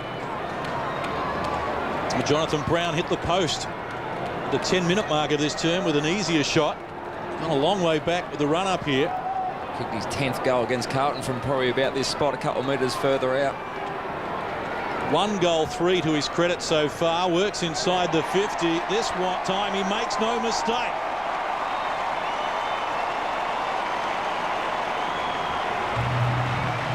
He certainly hit that one very well, as we just touched on when he kicked his 10 against Carlton. A lot of them were from that sort of position, 50 metres out. He worked very hard to find some space, and if Jonathan Brown is remotely one-on-one with some space in front, it's going to be very hard to stop him. In this instance here, McDonald just put it out in front, had the speed. He knew where he wanted to go, and a great conversion from a long way out. Not only has Jonathan Brown kicked goals in every game he's played this year, but in 15 of the 18 he's been a multiple goal kicker. Ferrito is keeping him honest as well. They steady the ship. Brisbane. Riscatelli did that well. Invited Sharman into the equation. Riscatelli still going. Got it to Lappin. Wanted to give it back to Riscatelli. Sharman. Luke Power measures the pass for McGrath, who takes it at the second bar. They're coming again, the Brisbane Lions, aren't they? They've found a little bit of ball through the midfield again. Luke Power delivering on that occasion. A terrific vertical jump from Ashley McGrath. He needs to finish off now. Not a high possession gatherer, Ash McGrath. Averages only 9 possessions a game. Kicked 2 goals against the Kangaroos back into round 4. And has only been goalless in 2 of his 14 matches this season. Important shot for the Lions. It took them 20 minutes to get their first goal in this term, and they're going to have to wait a little longer for their second. He's another one, Lynchy, that's had a different role in recent weeks. He's moved in the midfield a bit and done some run with roles. Yeah, he's been pushed up the field and probably lost the position that he's been playing in for much of his career in that forward pocket, putting a lot of defensive pressure in the forward 50 for the Lions. Ryan Hooper's been doing that very well in recent weeks. Kick in, holding up in the air. Wells with a hand pass, ill-directed though. Loose ball. Harris gets involved, looking for McIntosh, who gets it onto the boot quickly. Nice mark from Corey Jones. That's good use of the body. He's had to push up a fair way from goals so far tonight. Now for the lead of David Hale. He got away from Jason Rowe and takes it adjacent to the boundary line. Now drives it to the goal front. At the back, Edwards looms. Couldn't get a run at it. Oh, almost taken high there, Corey Jones. That went unwhistled. Now the Lions will look to clear. Oh, it's killed him. Oh, Notting ran into Adam Simpson, who supplied the tackle. Unrewarded for it, though. Lee Brown. They scrub a kick forward. Out strongly against Selwood. Stolen by Daniel Wells, who feeds to Brent Harvey. 20 metres out, Harvey has kicked it across the face of goal for a minor score. Is that a rarity? He does not miss. I would have said put your glasses down when Brent Harvey got the footy. Very much a rarity. Just a turnover from the Brisbane Lions. Had plenty of numbers, but Daniel Wells with the interception. Been pretty quiet. 10 possessions now to Wells, but hasn't had much of an impact on that occasion. Should have been a goal assist to him, but Brent Harvey couldn't finish. Brent Harvey, 25 goals, 8 at 75% coming into this match. Top 10 in the league in accuracy. How did he miss? Jess Smith went with the fist. Wells quickly onto the boot. This is Eddie Sansbury. Worked around Black in good style. And Smith unloads. He too unable to come up with a major score. Just need some reward for all their effort, the Kangaroos. They just need to get a goal or two before half-time. They've certainly had the intent. The pressure has been put well and truly on the Lions as the Lions huddle up here for a Jason Rowe kick-out. Kangaroos have got a great ring around them, though, haven't they? Yeah, then they peel out as the Lions spread. And you're always happy to concede that kick to the pocket. Less than 3 minutes left until half-time. Low scoring second term, 2-1. That's the kick that the Kangaroos would have been disappointed with. You shouldn't be able to get an easy second kick out of a decent zone. Tim Notting uses Begley. Oh, loopy hand pass. McDonald there to help him out. And the Lions working into their attacking 50 again through Stiller, who finds Jonathan Brown. I don't know if that was more by luck than design, but when they're mucking around with the footy, Brisbane, coming out of defence, it allows the numbers to get back. That was just a little floater of a kick. Didn't quite spin correctly, and it just floated over the top of the pack that had gathered. And Michael Frito, it was bleeding when it fell into the hands of Jonathan Brown. Well, I think Frito was heading towards where it was supposed to go. And it's just floated down to Brownie. Brisbane started this term with a 22-point lead. It's 15 at the moment. Jonathan Brown coming in looking for his third and makes no mistake.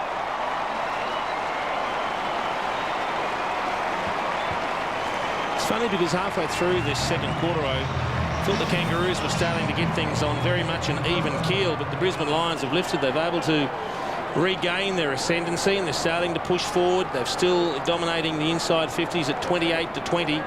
And now with Jonathan Brown kicking a couple in this quarter, they open up a nice bit of breathing space. And if they can hold a 4-goal lead going into half-time, I think they'd be absolutely delighted. Well, the Kangaroos kick back-to-back goals to start this quarter and get back to within 10 points of the Brisbane Lions. But back-to-back goals from Jonathan Brown as the margin back out to 21 points. And Petrie's going back to the loose man in defence just to try to shore up things before half-time. Harvey gets the handball to Wells onto the left foot. Egley leads the charge. Shannon Grant's having a nightmare. Across the face, Jason Rowe. They're away here, Notting's free. Now Tim Notting. Good Charman working hard. Goes in that direction, but coming across was Hamish McIntosh. Got a shin to it. Jess Smith cleans up. McMahon out wide finds Casey Green. He'd be upset, Jamie Charman, because he worked hard off Hamish McIntosh, who's renowned for running around the ground, and he just gets a poor kick when he's 10 metres clear. Excellent extension there from Ash McGrath to steal possession back for the Lions. Brennan involved. Now Lappin, possession number 17, the most in the game. Luke Power for the lead of Jonathan Brown again. Oh, he's held. Got that. Brilliant. That was good work by a number of Brisbane Lions players, but as you said, Charman worked into space in centre wing, and that was good work from Ash McGrath, who had his opponent near Charman but took him away, and McGrath had a hand in that thrust forward as well. And Luke Power, once again, anyone that plays against the Brisbane Lions, if you don't think Luke Power is going to go short with his passes inside 50, you haven't been paying attention.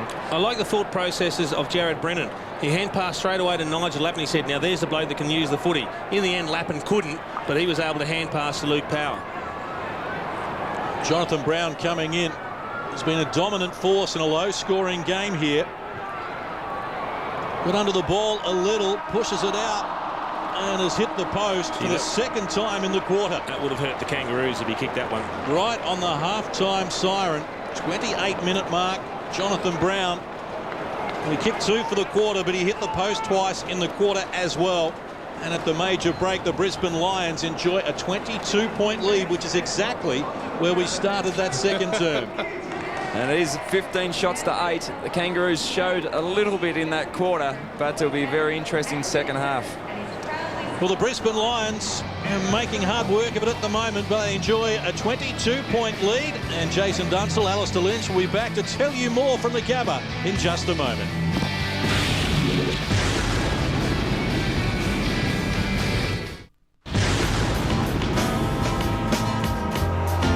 And welcome back to the Gabba. Not only have the Brisbane Lions restricted the Kangaroos to their lowest scoring first quarter of the season, but now their lowest scoring first half this year. You have to go back to 2005 to find a lower first half for the Kangaroos.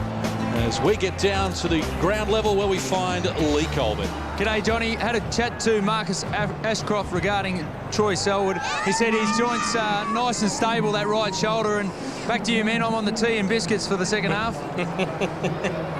King of the kids, Lee Colbert.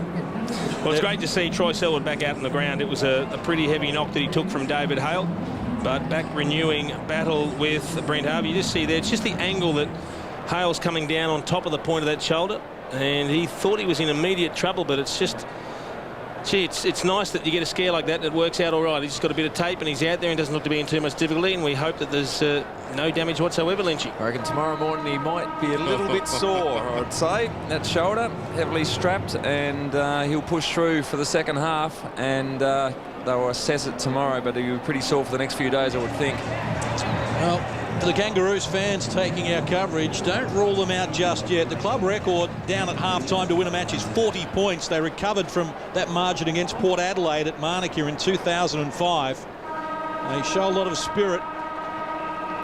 David Hale into the ruck to start term number 3. Brisbane Lions with a 22-point lead, as they did at quarter time. Charman wins the tap, congested in the centre circle. Lappin got a piece of it. Now Jess Sinclair lost control. Simpson farms out the hand pass. Harvey shut down by Adcock in a good tackle. Yeah, good pressure, Adcock. He's certainly been taking his defensive skills up into the midfield, as well as getting a lot of possessions. Interesting that Selwood started this third quarter in defence on Shannon Grant.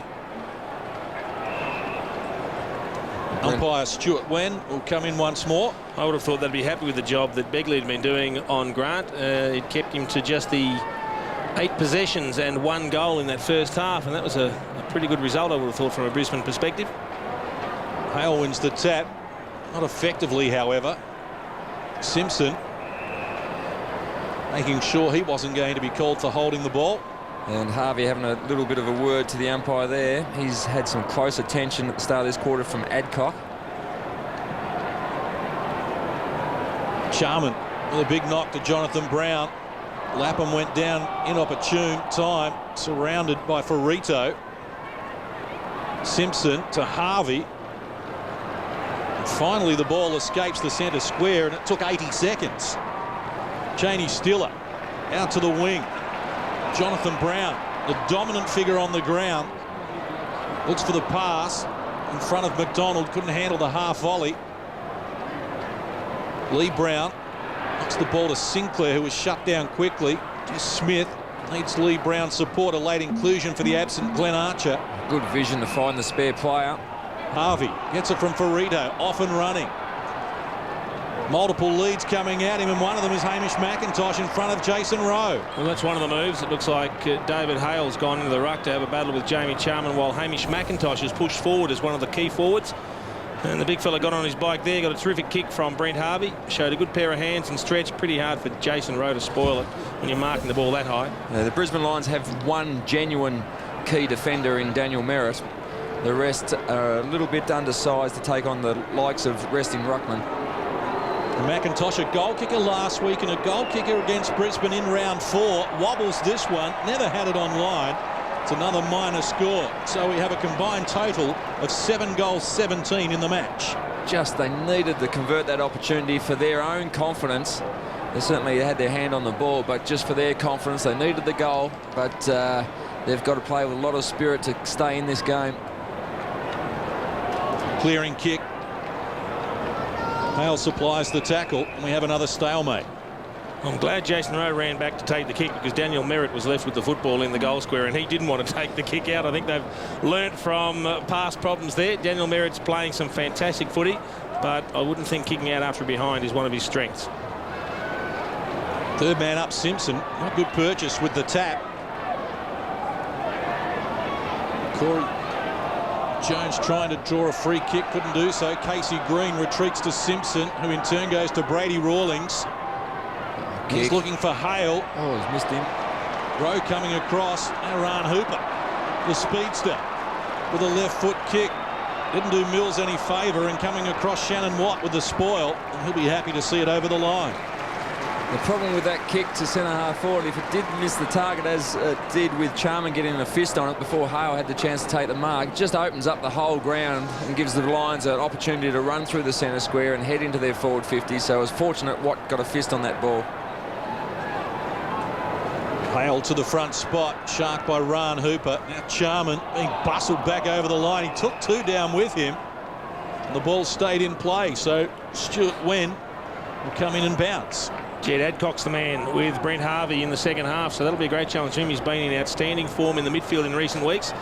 Can he also mind someone of the quality of Brent Harvey? A free kick against Tim Notting here, manhandling Brady Rawlings. Free kick count now 13-9 in favour of Brisbane. Merritt at the back with a spoil once more, very effective against Petrie. This has been the pattern of the match so far. Numbers around the ball and plenty of stoppages. A couple of those matchups have changed. Brady Rawlings, who did a great job on Simon Black in the first half. He now goes to Nigel Lappin, who had 17 possessions in that first half. So you do that to try and quell the influence of Lappin and hope that Black doesn't take over. Notting to Brennan. He takes a bounce, and 2 and 3. Like a basketballer. Now slips inside for Tim Notting, who's undecided and eventually came up with a hand pass to Brent Harvey. Poor execution there from Notting. And a free kick has been awarded against Jared Brennan, just getting a little too involved.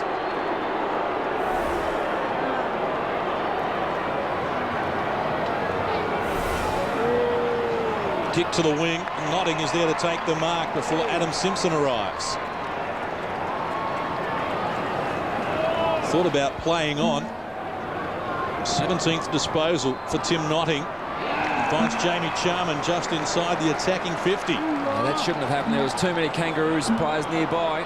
Goes for the pass. It was telegraphed. Never got to Wade Mills. Cut out by Jones, but he's coughed it up under pressure. Out of his comfort zone. Takes one to the head as well. That goes unwhistled. It's tough getting a free kick there at the moment. I reckon Wade Mills got every entitlement to be annoyed with Jamie Charman. He took that mark 50 metres out.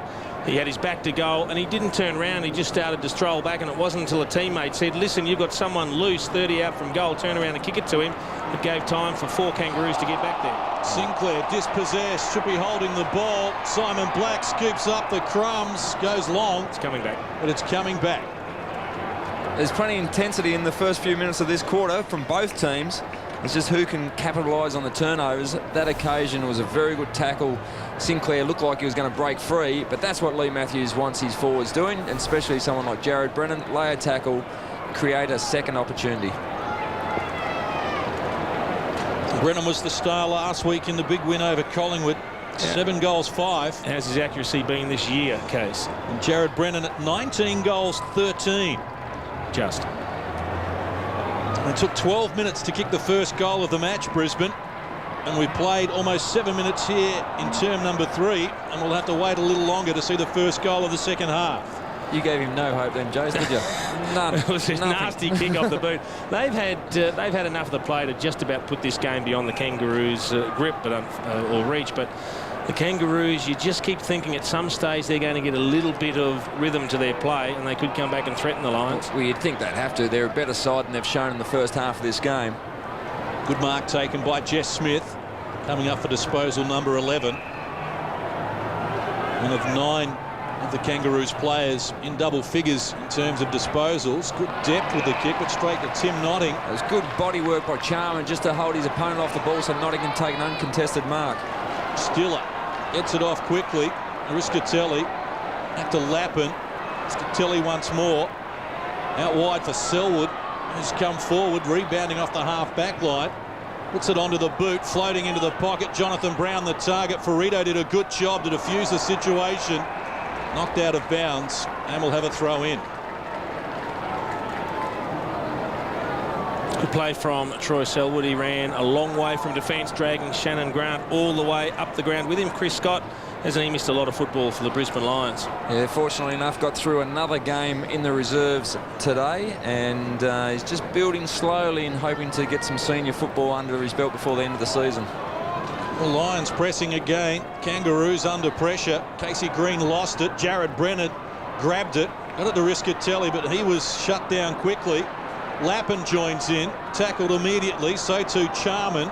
Just Brady Rawlings couldn't even get an effective handball away. Now they find Lappin in space. Throws it onto the boot, but misses wildly. It's out of bounds on the full. Once again, good pressure. The Lions had their hands on the ball, but great pressure from the Kangaroos just to cause a spillage. And it took right to Nigel Lappin having a shot on goal. They caused a turnover with the out and the full. Ferrito restarts and finds Shannon Watt. Now they just want to be a goal or two closer at three-quarter time, and then hopefully get some momentum and have a strike at the Lions in the last quarter. Don't need to panic just yet. McMahon missed the mark. Now he's got problems coming in. Mills, not a lot of science involved there. McMahon bowled over again. This time he does get a free kick. That was well done. Prepared to put your head over the ball, and at times you'll cop one high, but he drew the free kick. Edwards out on the lead. Good hands. Patfull arrives late. Jumps well for a 6-footer. Fair bit of paint work on that left forearm. Edwards short. It was intended for Brady Rawlings, I presume, because it was nowhere near him. Power. Selwood. From Riscatelli. Goes back to Simon Black, who's corralled around the corner for Riscatelli. Intelligent kick. And well-weighted hand pass as well as Joel Selwood. Troy Selwood gets involved again to Lappin. He has some time and some space, and this time he does find the target, Wade Mills. Well, he hasn't got a lot of the ball, Wade Mills. He's only had 1 kick and 3 hand passes. but you can't deny his work rate. He presents, he leads well. He's been overlooked a few times, been ignored a couple of times. He's one player that they really can go to if they're in doubt, because he's got a couple of yards break on the lead over Lee Brown. Well, a teenager from Southport, which is the Kangaroos territory now. Kicked his first goal in the AFL earlier tonight. 2 in a match, though, beyond him at the moment. We might have to get that football checked. This is Ryan Hooper, run down, wants power, got it off quickly, but missed the target. Casey Green scoops up the loose ball, comes out to Corey Jones. Now they've got the opportunity to open up the forward line here. They've got to move the ball quickly. They've slaughtered it again, the Kangaroos. That's disappointing. Jason Rowe to rebound, looking for Luke Power. Terrific effort to get back there from Scott McMahon to knock it out of bounds. Corey Jones just apologises to Daniel Wells, and he's probably lucky that it was a metre too far, because if it was a little bit shorter, Wells would have got cleaned up. But as it was, Rowe was easy to take the mark over the top. Petrie got into the back of Charman. It went unwhistled. Now he throws Adcock to the ground and has given away a free kick. To the pocket, Brennan. Well, I don't know what happened there. Brennan's opponent, Watt, seemed to be just caught 10 metres away from Jared Brennan, had all the space in the world, and in the end took a reasonably easy mark. Well, Shannon Watt turned around and threw up the arms at a couple of his teammates back in the corridor. I don't know what happened. There might have been a miscommunication there, Lynchy. Someone was going to cover him but didn't. You always get nervous if someone's going to cover your man as a defender. Always look for someone else to blame. He's kicked a goal in every game in the last 5 weeks, Jared Brennan. Not on this occasion, though. The high flyer, Copeland, unable to bring it down. It's a minor score. Just stepped out to the left and opened up the goal front there. And as we see, Jared Brennan push forward, had a lot of space. Watt almost got to the contest. And now he's saying, now, I thought you said you were going to take him. And the Kangaroos out of Brady Rawlings. Good handball over the top for Jess Smith as they work it up to the wing.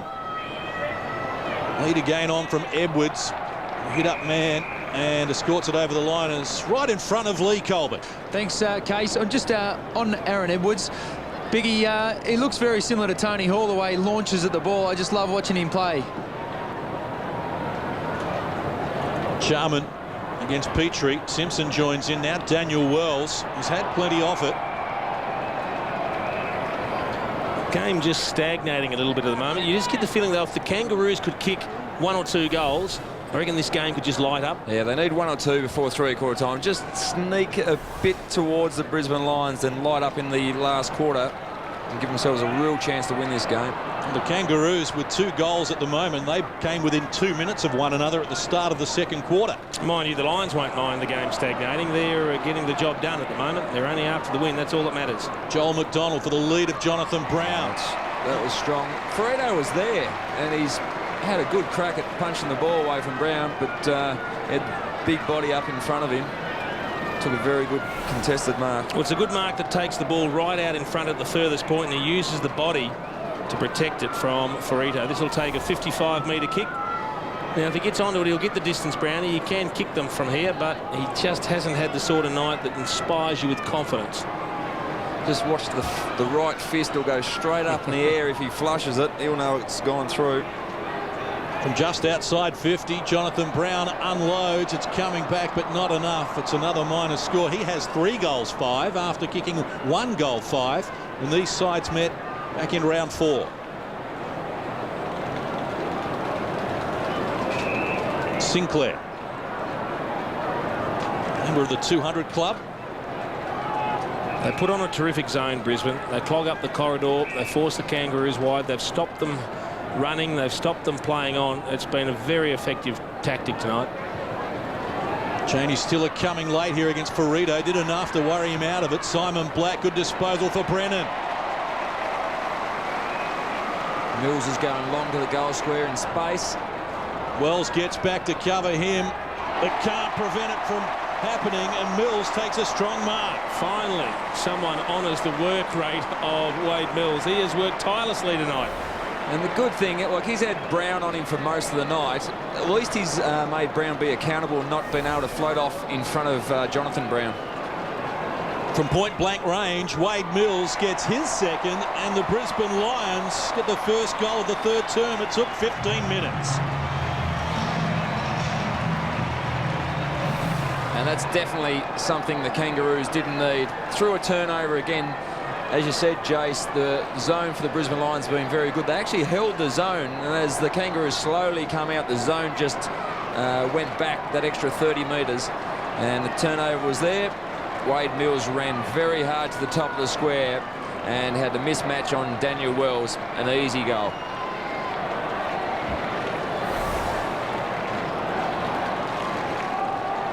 .30 margin, the biggest we've seen in the match. A little over 8 minutes left here, term number 3. Kangaroos kicked 16 goals, 12 last week against Hawthorn. They have 2 goals, 7 at the moment. Leuenberger and Petrie go at it. Lappin, Riscatelli, now Adcock. Have it straight to Jess Smith. Now Brady Rawlings. We're going back the other way as Harris goes to Brent Harvey. Looks for the pass. And coming out, we find Eddie Sansbury. Needless to say, they need this. You just don't see where they're going to get goals. It looks like they need to have the on-ballers to carry the ball through 50 and kick goals. The leading targets have really struggled, but this would be such an important response to the last goal to Mills. Kicked 2 goals straight last week. Eddie Sansbury comes in, has got the distance, has got the accuracy as well, and the Kangaroos hit back. Long time coming for the Kangaroos, but importantly to answer very quickly, just when it looked like they were close to putting the Kangaroos away, the Brisbane Lions, with that last goal to Wade Mills, they needed to bounce back. We've seen a couple of times now Brent Harvey, he's the man they need delivering the ball inside 50. He found Hamish McIntosh a little earlier on. McIntosh couldn't convert, but then a short pass there finds Sansbury. He's the one that they want delivering the football.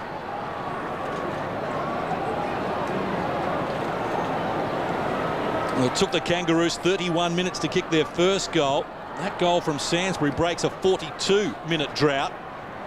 And they kicked 2 in 2 minutes when they got their first, so let's see what they can come up with here as Harvey takes it away from Jason Rowe. Casey Green lost it. Adcock tackled. Good pressure. Big Kangas. problems. Has to be holding the ball. That was good pressure. Harvey was involved in the play for the 20 seconds in the lead up there. Collision coming here, and Ran Hooper taking out a teammate. Ash McGrath's down, and Hooper.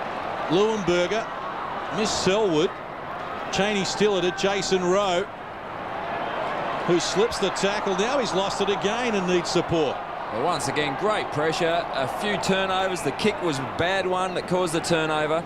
But have a look at the big collision here. Ball went towards McIntosh. McGrath come in for the spoil and has taken out Ran Hooper. He's landed on his wrist, McGrath. He's gone straight off the ground. I think he's done the left arm. McGrath straight to the bench. Jess Smith getting back to clean up for the Kangaroos. Good handball for Brady Rawlings. He's had a history, I think, with the left elbow, so hopefully he hasn't damaged that again. Sinclair. Pass looking for Lee Brown, couldn't find him. Loose ball scooped up by Merritt to Selwood. He wants Stiller, little deep with the kick. Courageous work from Brady Rawlings. That's why he was the best and fairest of the Kangaroos last season. Tim Notting.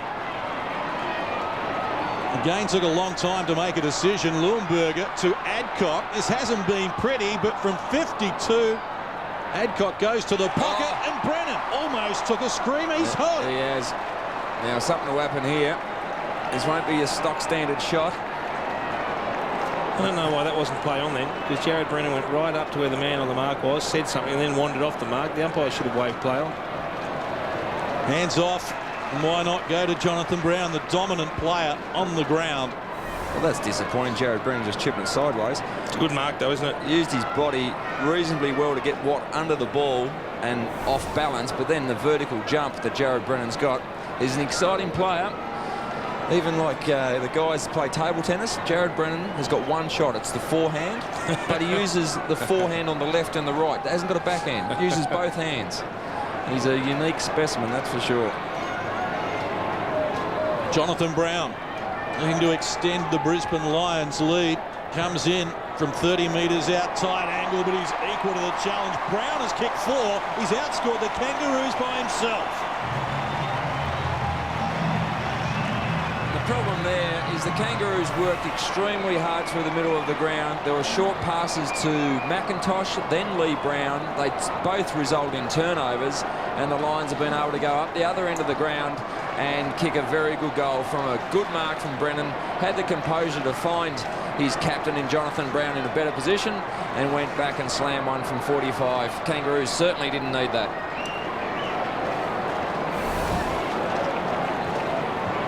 4 goals, 5 for Jonathan Brown. 57 on the season to lead the AFL. And there's Ash McGrath getting treatment after being taken out by some friendly fire. Leuenberger pain too. Up high. Brady Rawlings wrapped up by Simon Black.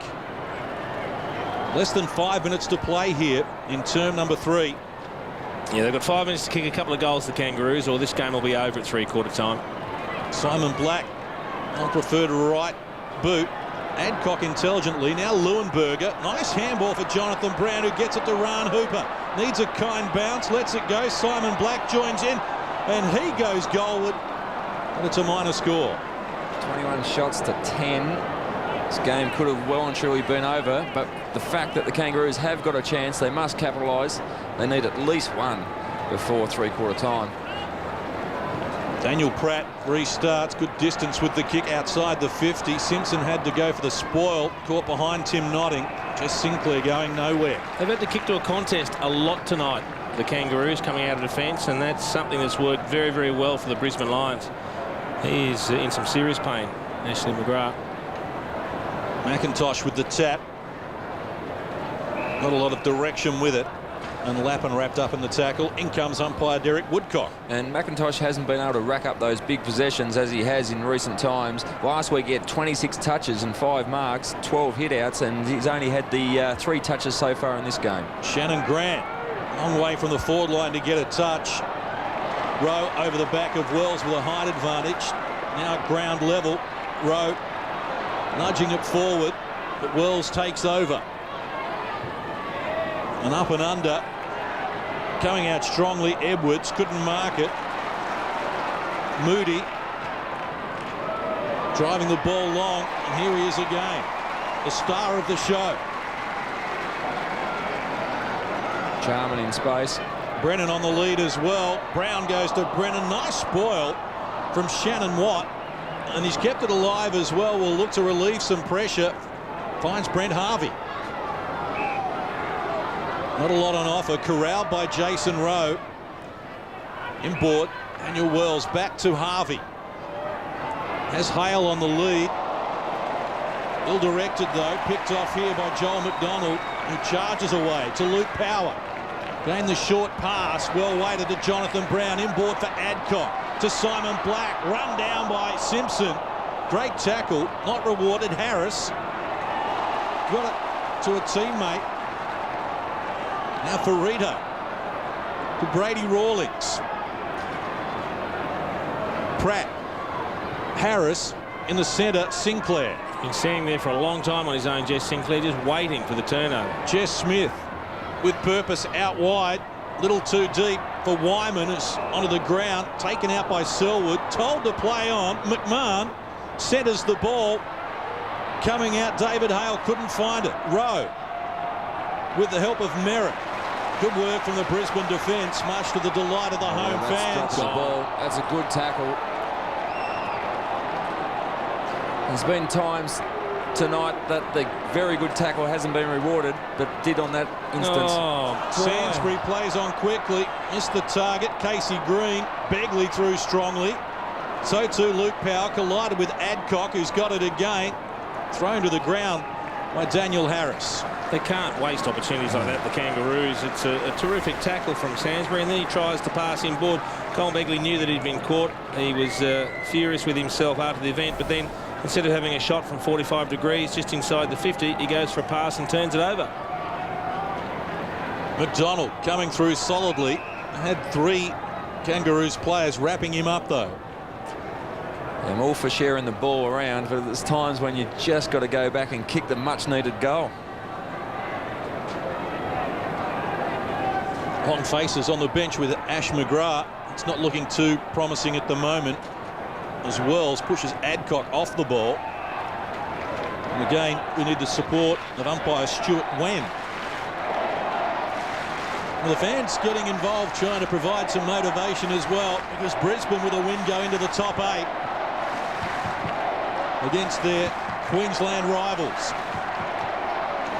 Part-time at least. Shannon Grant, Brent Harvey, Wells, the big names getting involved. Now Sinclair has numbers in the centre of the ground and finds Ferrito. Looking for the lead, coming out McMahon and taking a strong mark, Scott McMahon. It's a beautiful pass and a great set of hands, a terrific lead. I've been very impressed by this young guy, Scott McMahon. He's played at times up in the midfield, mostly up forward. That's a tremendous grab under severe pressure from Joel Padfield. Can he go back and slot the goal that they desperately need prior to three-quarter time?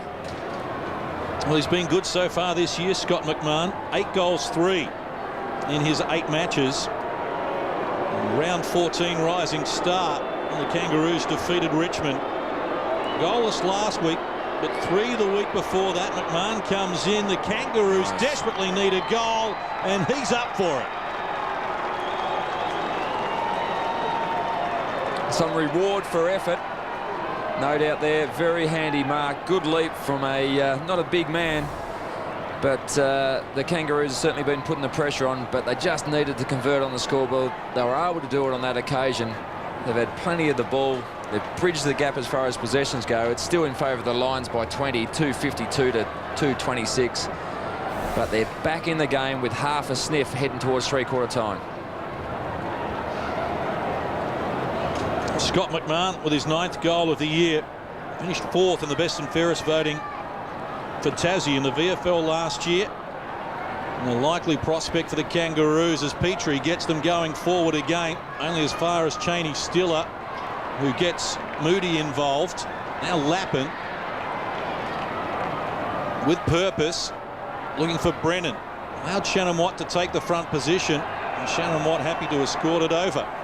You can ask all you like, you won't get deliberate there, Jared Brennan. It worked before in the first quarter, so they thought he'd give another run. Concluding stages of the 3rd quarter. Lions looking to get a late goal. Scatelli around the body. Jonathan Brown coming out strongly. Kangaroos look to clean up. Sinclair with Jess Smith, and they will run out of time. Get it away. The siren is going to beat them. That is all for turn number 3. Two number 10s going at it, Matthew Moody and Jess Smith. It's been a frustrating night for everyone, so no surprise the tempers are boiling over a little. And with 1 quarter to play, I reckon Troy Selwood sledged Jess Sinclair in there, and Jess Sinclair actually laughed and turned around and looked at him. He obviously got a good one in. There's Ashley McGrath. That doesn't look good with the arm in the sling. Well, Brisbane led by 22 points at quarter time. They led by 22 at half time, and they have a 25-point lead with 1 quarter to play here, and a spot in the top 8 beckons for the Lions. We'll be back with more from the Gabba right after this.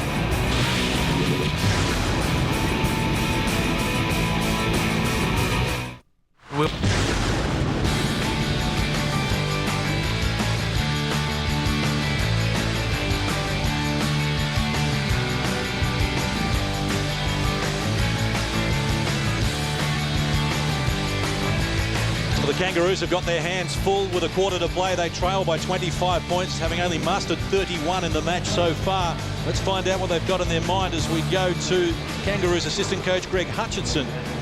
Greg, it's been a difficult night for the boys. They just haven't been able to get their things going. Yeah, look, it has been a difficult night, and I suppose we're lucky to be as close as we are. And in a low-scoring game, 4 goals can become 2 goals very quickly.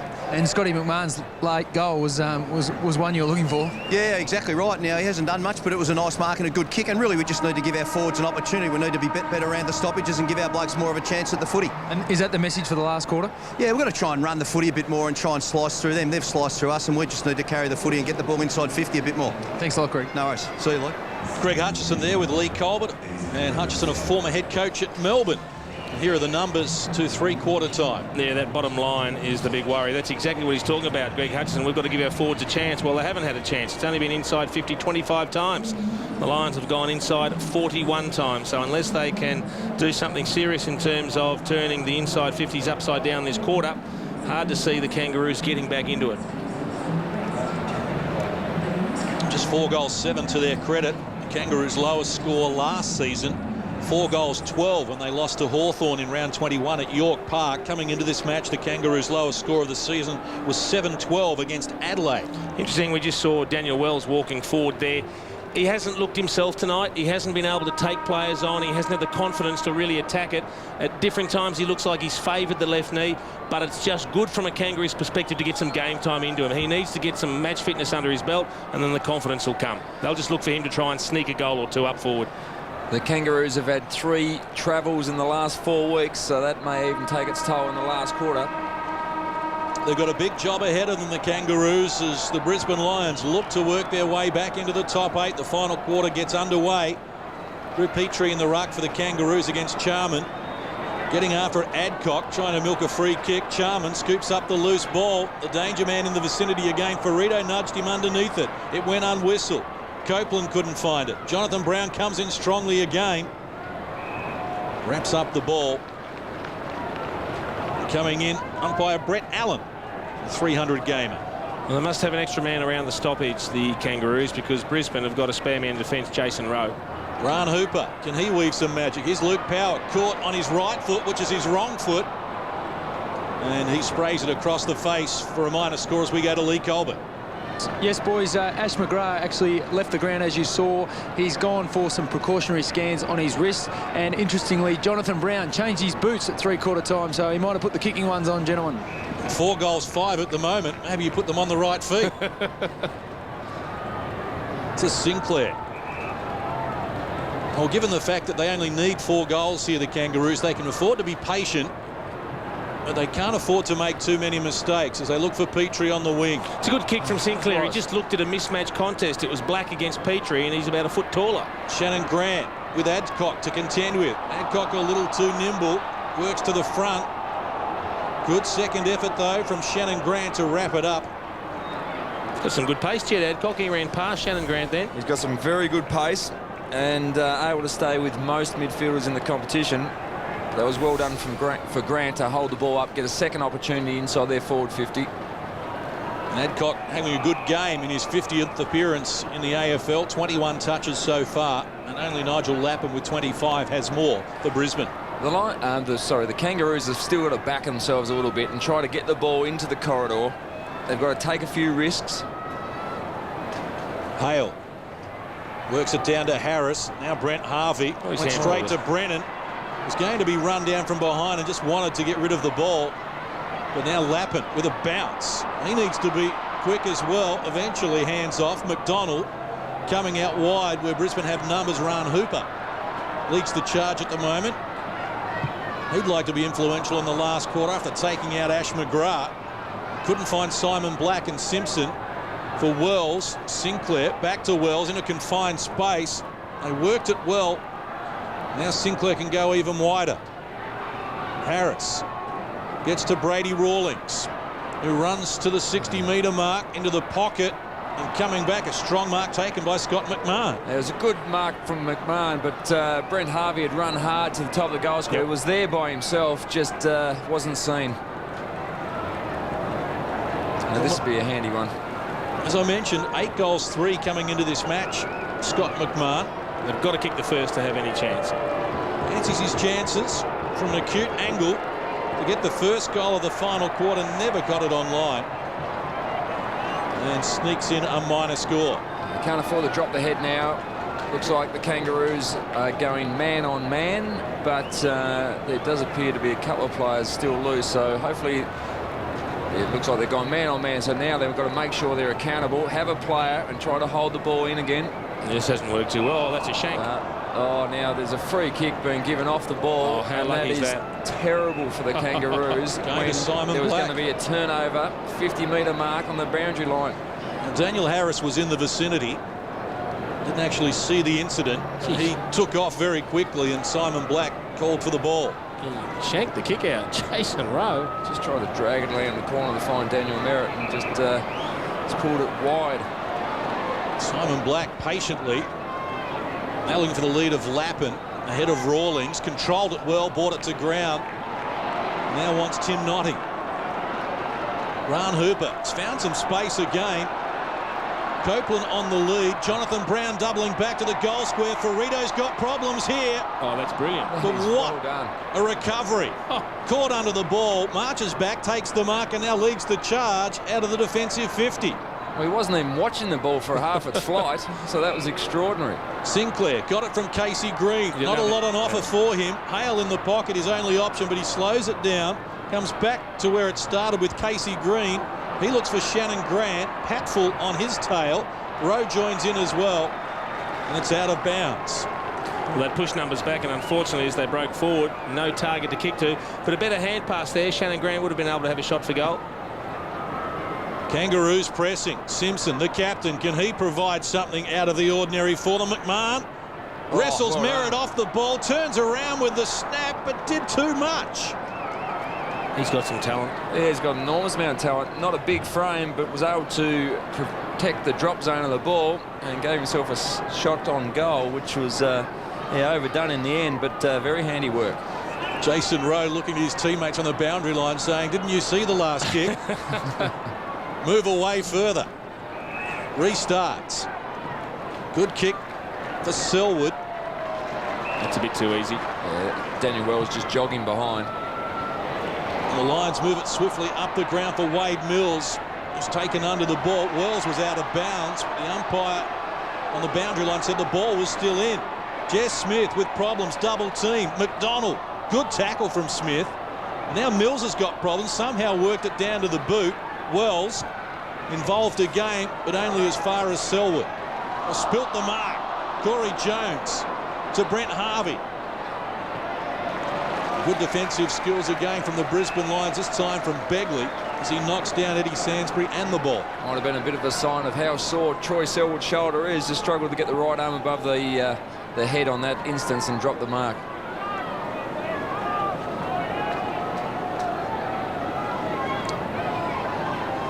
Six and a half minutes played in the final term. Harvey has most possessions for the Kangaroos, trying to make something happen. Here's Brady Rawlings. Swallow over the top Petrie. Harvey's got it again. Centering kick, not with a lot of purpose though. Begley was in best position. Merritt. Now they're off and running through Joel McDonald. His hand pass for Ran Hooper didn't do him any favours. Wrapped up in the tackle. Got it away just in time. Now Lappin gets Patfull involved. He goes over the top. McDonald's got it again, looking to shrug another tackle. Lappin.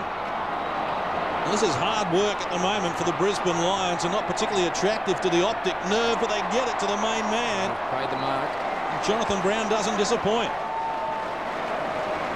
Had to work very hard, the Brisbane Lions. A lot of pressure from the Kangaroos through the midfield, but in the end, just the weight of numbers was too much and opened up the defence and found Jonathan Brown. Well, I think they only need to kick one to put the final nail in the coffin for the Kangaroos. Even though it's unlikely the Kangaroos are going to kick 5 unanswered goals, they still have a sniff of hope.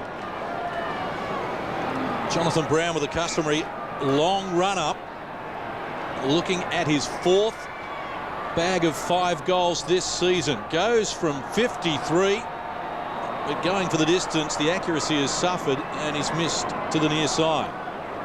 Really is a habit he needs to get out of, Lynchy. He runs well right of the target and then hooks the ball across his body, and it's a very hit or miss style of goal kicking. Adcock gets over the back of Lee Brown. Riscatelli looking for the loose ball. Shannon Grant gets there first. Feeds Daniel Harris. Back to Grant. Trouble. Sold Casey Green into trouble. Grant recovers the ball though to Harris. Can't shake Mills. Lee Brown to Swallow. The pressure's been fantastic from Brisbane. Ran Hooper providing plenty of it. Wraps up Casey Green. Swallow on the retreat. Copeland's got hold of him. And now Ran Hooper with the loose ball. Reward for effort for the Brisbane Lions. Can Brennan put the finishing touches on with a mercurial finish? They deserve a goal with some great hustle, and Jared Brennan has provided it. Put it down to Ron Hooper. Great to see players going over to Ron Hooper. That wasn't a second or third effort. That was a fourth or fifth effort from him. He continued to harass and chase and cause turnovers, attack the footy. And in the end, it was he that also won the contested possession and released Brennan, who finished very, very well from an acute angle. That's the one they were looking for.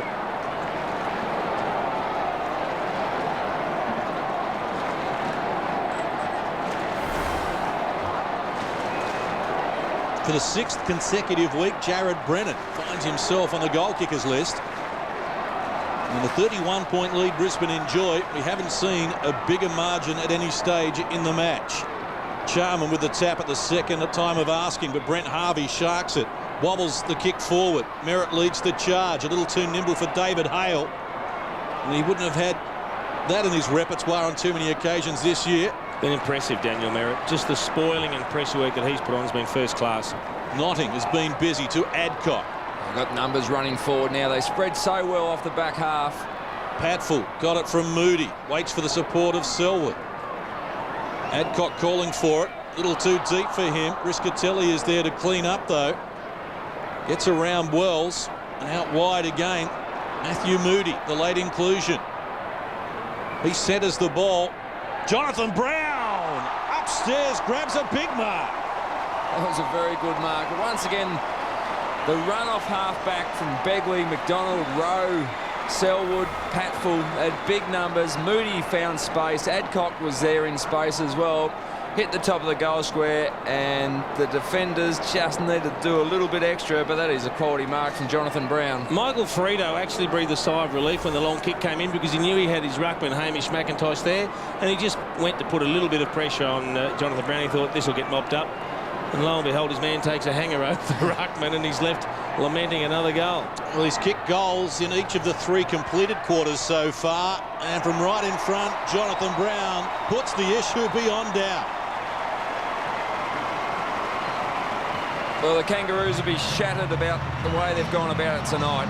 There's been an enormous amount of pressure from the Brisbane Lions, and the Lions will be elated. Push up into the 8, and what seemed like a very tough draw a couple of weeks ago now is just starting to frighten a few clubs over the next 4 weeks as the Lions get up and going.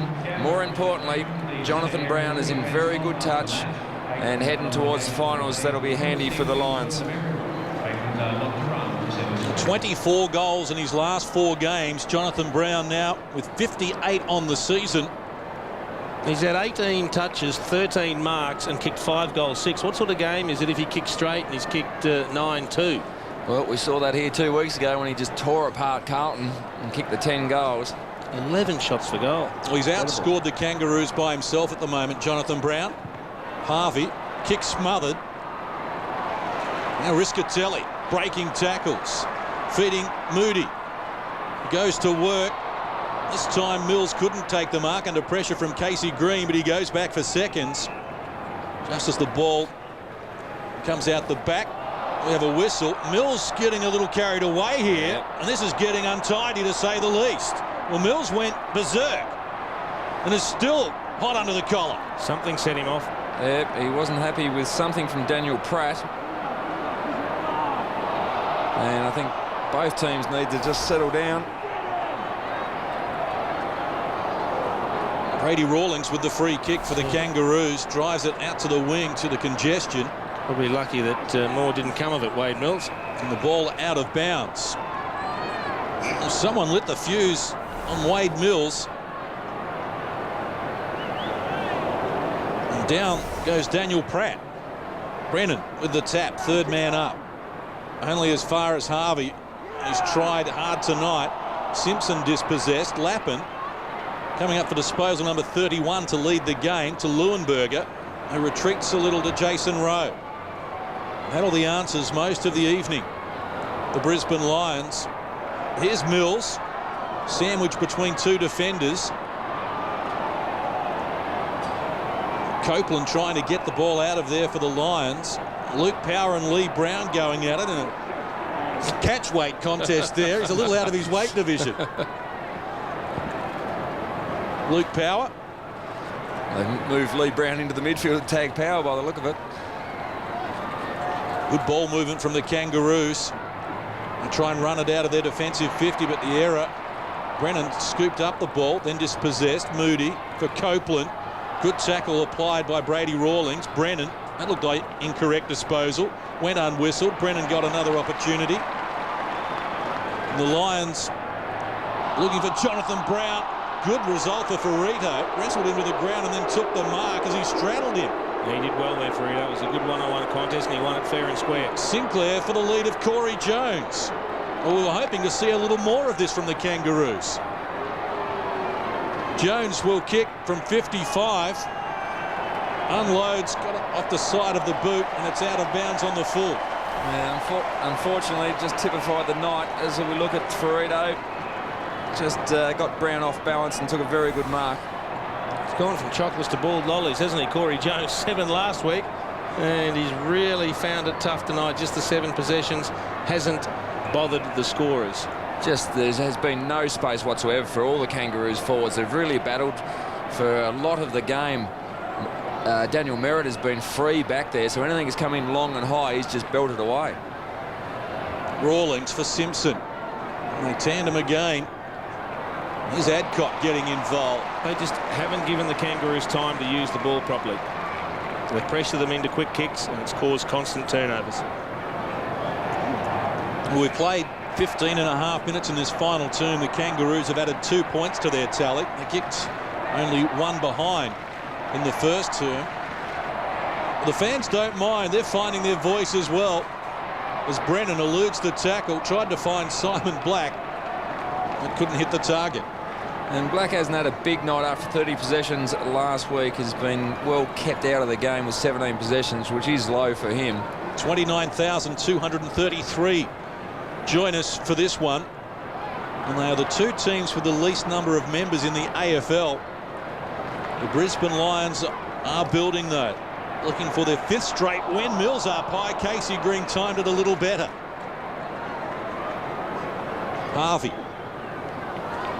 He's knocking up plenty of possessions, Brent Harvey, but I don't think he's going to trouble the umpires when it comes to the Brownlow votes. He hasn't had much of an impact. He's up to 31 as well, Brent Harvey. He's tried hard, but hasn't used the ball as well as he normally does. Had 30 last week as well, Harvey. He's been finding plenty of it as Edwards bangs the Kangaroos forward. Patfull getting back with McMahon. McMahon auditioning for a dancing gig, and Patfull happy to knock the ball through for a minor score. There's no system. The first time for a long time that the Kangaroos had a one-on-one contest deep, but it was a dirty old floater that gave the forward all but no chance to take a mark.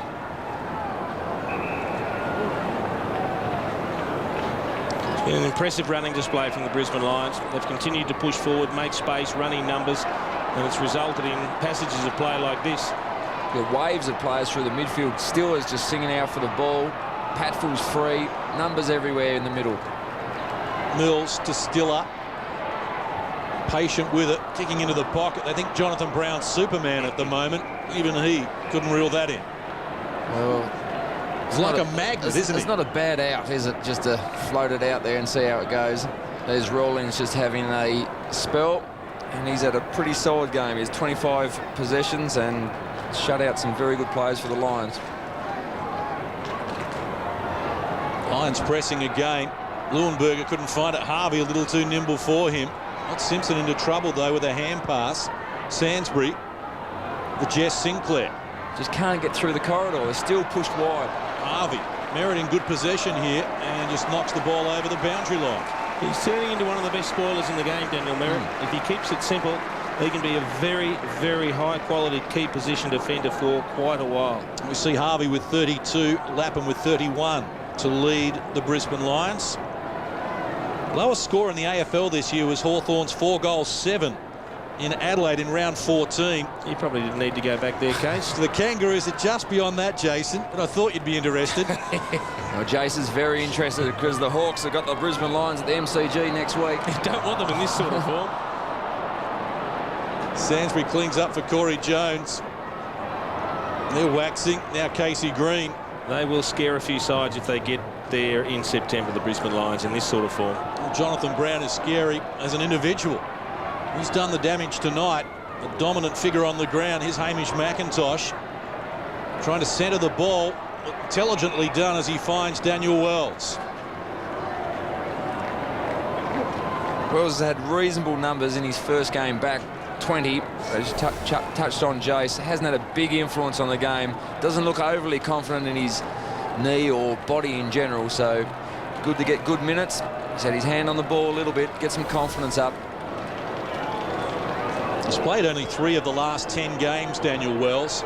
Injury really has slowed him down this season, but it hasn't affected his goal kicking as Wells gets the goal for the Kangaroos.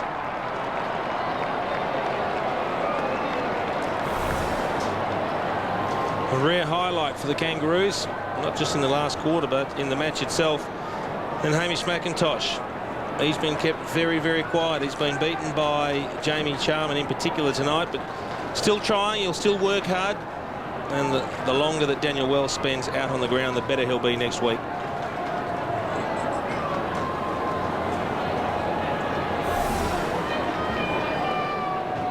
Daniel Wells, who was runner-up in the best and fairest for the Kangaroos last season, kicked 2 goals in the round 4 clash when the Kangaroos defeated the Brisbane Lions at Carrara by 24 points. But Brisbane, well, they have had the last laugh tonight. 30-point lead as we enter time on in the last quarter. And out on the charge again, Jonathan Brown just couldn't pick it up. Luke Power is there with Riscatelli. Ferrito did an excellent job to slow him down and has won the free kick as well.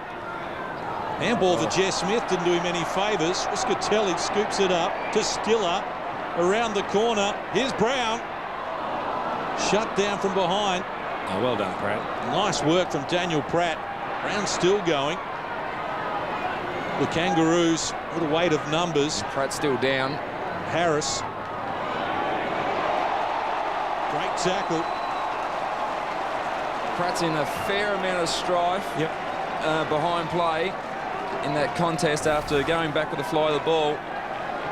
Just has come up to his knees. It was a very good tackle from Robbie Copeland. That's what you love to see in the last few minutes when the game's all but over, to see the same intensity from the Brisbane Lions. Robert Copeland there, just the grit and determination in that tackle on Brent Harvey right through to the final siren.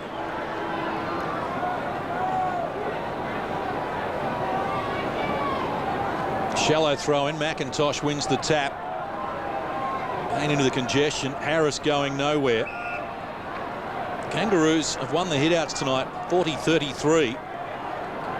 Charman, though, with 23, the individual high in that category. McIntosh with 18. Charman with a piece of it, but not effectively. Harris taking one for his corner. Stands up and goes again as McIntosh drives the Kangaroos forward. Leading the charge here, Joel McDonald, with confidence and support. Begley across the ground. Stiller looking for Adcock. Coming up for disposal, number 26, Jed Adcock. He's had 50 disposals and 7 goals in 2 weeks since being moved into midfield coming into this game. Not a bad return, is it? And he's added those numbers tonight. This is Charman. The game has largely been played at this pace for most of the night. Matthew Moody, he's had the 11 touches. He's been quite a reasonable backup for Josh Drummond, who was a late withdrawal tonight. Hasn't played since round 4 either in that match against the Kangaroos, Moody. This is Stiller looking for the lead of Copeland. Oh, that's a big hit. Going down hard, Copeland trying to drag himself back to his feet. Riscatelli. Good job there from McIntosh to corral him and then force the error with the kick. And Brent Harvey coming up for disposal, number 34. His career high is 40. As we get another look at Copeland. Look at the courage of Daniel Harris. McDonald went without it. Corey Jones puts his body on the line. Adcock with the support of Notting. to Riscatelli, back to Merritt. So it was about 10 against 4 at that contest. The Brisbane Lions just getting there in numbers. It's a Stiller, has Charman available and comes out wide. A little over 3 minutes left. Brisbane started this turn leading by 25 points. It's a 30-point margin at the moment. 2 goals to 1 in favour of Brisbane in this quarter. Copeland back to his feet, runs onto the loose ball, gets it off quickly. One-on-one between Ferrito and Jonathan Brown. It's been a good contest, and despite the fact that Jonathan Brown has kicked 5, Brennan goes in hard. So too Simpson. Ferrito with problems. Back to Simpson. The Kangaroos look to relieve the pressure through Shannon Watt. He just took a little too much time. Now he's bowled over by Charman. And got told about it. Yeah. Had some advice for him as well. Tim Notting. Lions building again. Notting's pass for Luke Power. Running past Adcock, gets it onto the boot quickly. Jonathan Brown outnumbered, ran into Ferrito, who was protecting the space for Jess Smith. Yeah, that was well done from Ferrito. He was appreciative. There was some support back there as the Lions just were once again running through in numbers. They've been able to push numbers back now to crowd it up. Very hard for the Kangaroos. Certainly the work ethic for the Lions has been the difference tonight. Stiller takes the mark and brings it out for Tim Notting. Brennan on his own in the pocket. Notting got enough just on the kick to find Brennan before Ferrito arrived. Well, it snuck away from Watt, who got involved in trying to run the ball out of defence earlier. And he was just hovering. You can see him in the background there, just waving, hovering on his own. Ferrito left. Jonathan Brown came across to try and spoil, but couldn't get there in time. Now we need something, don't we? He's racked up 22 possessions and 8 marks. He's been good. I know he kicked the goals last week. He got the 7 goals last week, just the 1 this week, but he's worked hard and pushed up the ground. And side angle for Brennan. Now I think Lee Matthews will be very happy with Jared Brennan's effort tonight. He's worked up and back, picked up those big numbers, hasn't just anchored himself to the forward 50.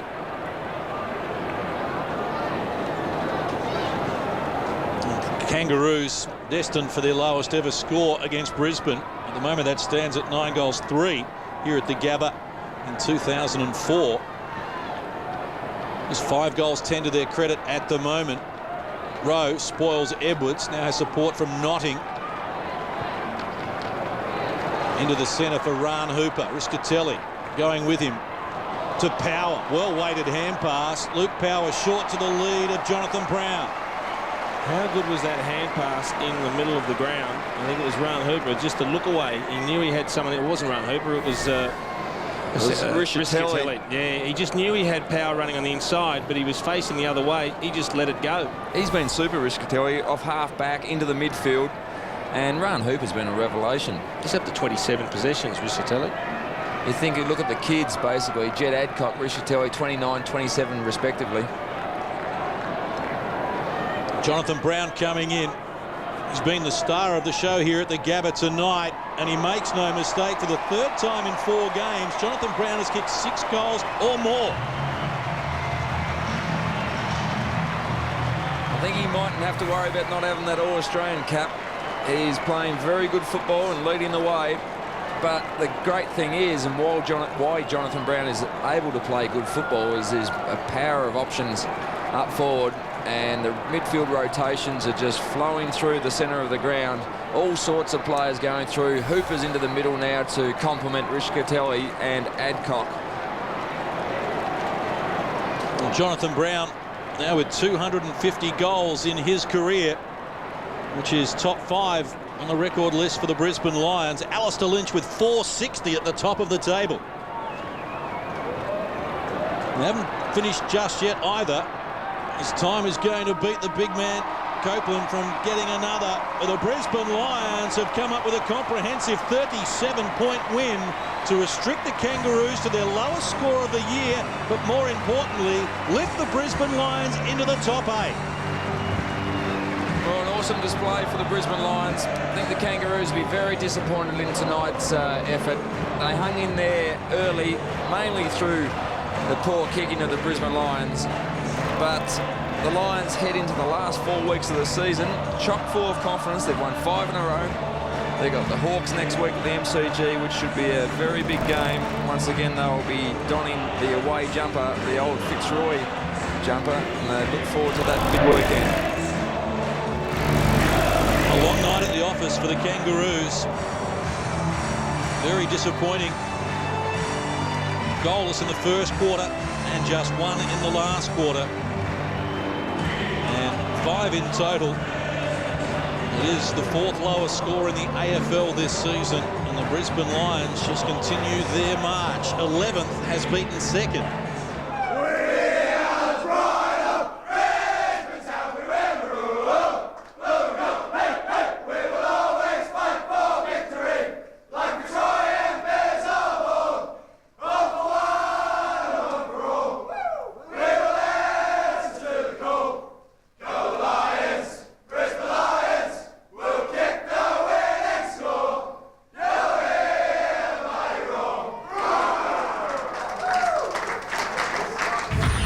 This has been a Fox Sports production.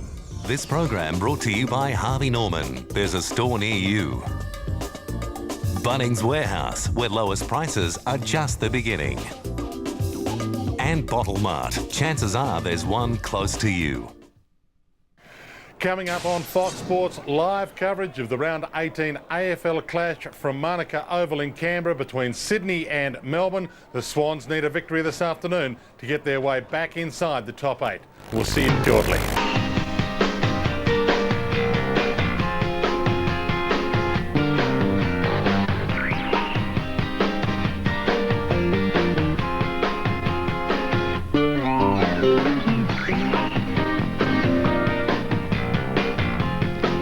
Well, we had two teams with decent winning streaks coming into this match, but it was the Kangaroos who weakened under the pressure of the Brisbane Lions. The Lions running out eventual winners by 37 points. Could have been a lot more if they had kicked a little straighter in front of goal, but a pretty impressive performance from the Brisbane Lions. They led at every change. They pretty much controlled the contest from go to woe. The Kangaroos, they've been so good in 2007, unable to find their best form. A lot of that, Lynchy, I think, due to the pressure of the Kangaroos. Without doubt. I mean, the Kangaroos have been very good purely through their tackling, and purely. I mean, they've been very good with their tackling and their pressure. But the Brisbane Lions took it up to them today and beat them at their own game, and they were very good. They had no chance to have any space through the midfield, and they were outstanding tonight, the Brisbane Lions. They certainly were, and I think a pretty happy Lee Matthews is down in the rooms with Lee Colbert. Lee, sensational, the boys tonight. They really put pressure and time, and you really cut down the time and space of the Kangaroos. The pressure was almost the best part of our game. We didn't convert great, but the pressure that we put on the Kangaroos ball carrier was something that I guess has been around the last few weeks, and if you do that, well, it makes it very hard for the opposition. There were some great individual efforts. Selwood to come back on, McGrath, and also Ron Hooper, courage coming back into the pack. You would have been proud of those young boys. He worked so hard, Ron. I mean, the amount of turnovers and potential and pressure turnovers he creates with his speed and just his intent to keep after him and after him. Unfortunately, Ash McGrath might have cracked a wrist or something, so that's a bit of bad news. But yeah, and Troy got a knock on the shoulder, but it was good enough to come back on. So all in all, they put together a good few weeks. You would have been pretty excited, I imagine, at the 8-minute mark of the last quarter when Ron Hooper, I think 5 efforts, and Jared Brennan's goal. Just great teamwork. It was, yeah. No, Ron's been a great contributor, and that's one of the things he does. He's got speed, but he's got stamina as well, so he can keep after him second, third, fourth, fifth time. Very valuable young player. And your forward line's functioning terrifically well. Very hard to match up on nowadays. Brennan, obviously, last week, and Brownie tonight. Yeah, and Wade Mills got the first goal when we were missing a few, and I had deja vu of the last time we played the Kangaroos when we kicked inaccurately early when we were going okay. So Wade Mills kicked the first goal. He got his couple. Jared was good. Brownie was good, as he always is. So that group is, 10-7. We had 27 scoring shots, but I guess we just the inaccuracy held us back. But certainly we got the shots. And the leaders once again stood up for you, the old stages. But interestingly, Jed Adcock getting some time in the middle, which is great for your young brigade. Oh yeah, that midfield bunch. The midfield bunch is half your team, of course. You're Steele and Notting and Charman and Leuenberger and Adcock and Richard Talley and Lapp and Power, Black. That group has been had a very good patch. Keep up the good work. Thanks, mate.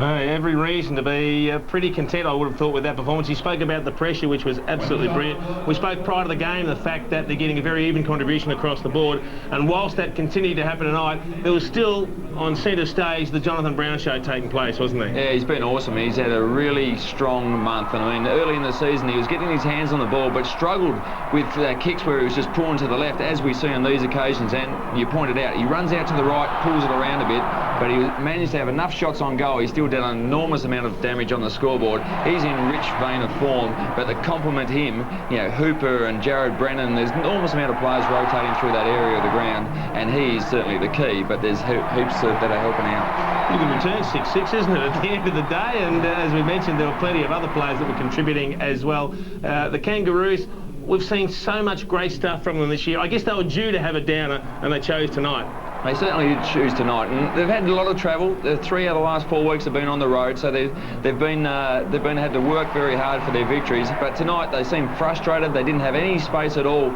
They certainly couldn't get away from the pressure of the Brisbane Lions, certainly through the corridor of the ground. And in the end, they just relented. They were in the game for a long part, but only because of the Brisbane Lions and accuracy. Yeah, didn't produce anywhere near their best, the Kangaroos, but you can expect them to bounce back pretty quickly next week. Brent Harvey got plenty of the ball, but unfortunately didn't have the sort of impact that he has had in recent weeks. Maybe no Brownlow votes for him, but whilst the Brisbane Lions were disposing of the Kangaroos at the Gabba Showdown 23 was taking place at Amy Stadium. Let's have a look there. Halfway through the last quarter, Adelaide have got their nose in front over Port Adelaide. That'll be an upset. 8 points the margin there, and Adelaide being inaccurate in front of goals. 25 scoring shots to 12, 4 to Brett Ebert. But obviously, look at Simon Goodwin. He's up to 37 touches halfway through the last quarter. It is amazing competition we've got in the AFL at the moment. We've got the 11th beaten second here, and that sort of looks like it being an upset as well. So it's a great competition. Anyone can win on any day, and the 8 is well and truly open for grabs. Well, speaking of the 8, let's have a look at the ladder, and Brisbane fans will be delighted to see them jumping up into 7th position on percentage. Now, both Sydney and Essendon have a chance to go above them. Sydney would be expected to win on the weekend. Essendon and Hawthorn doing battle, so plenty still to be played out, but the Lions are on the move, aren't they? Yeah, they'd be very happy. The Kangaroos would be disappointed, but they've still got the 12 wins under their belt, so they'll play finals football. So the Brisbane Lions looking forward to the Hawks next week, Jace. And I'm starting to get very, very worried. An impressive display from the Brisbane Lions tonight at the Gabba. They find themselves inside the 8. Will they stay there? Who knows? But certainly the signs are very good that the Brisbane Lions are on the way back. At the end of the day, or at the end of the night, it was the Lions by 37 points.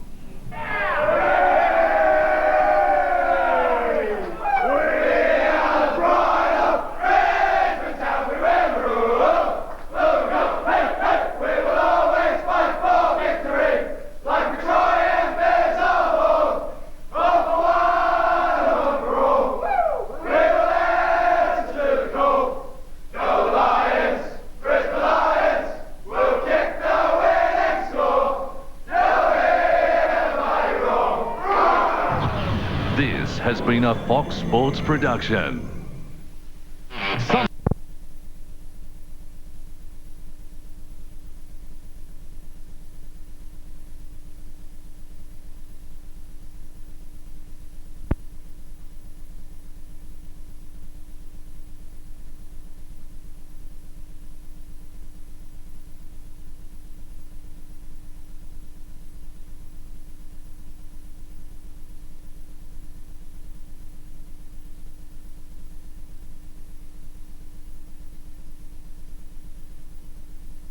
Isn't this beautiful? It's still winter, and yet there's so much colour in this garden. You feel like you're in the middle of spring. That's right, Joe. Even up here in Melbourne's really chilly Dandenongs, with the right plants just like these around us, you can have a fabulous garden. In fact, I'll be showing everyone how to have a fabulous garden, really stunning, colourful garden in the middle of winter. That's coming up not too far away. Plus, there's plenty more to look forward to on Better Homes and Gardens. I've got a classic dish that's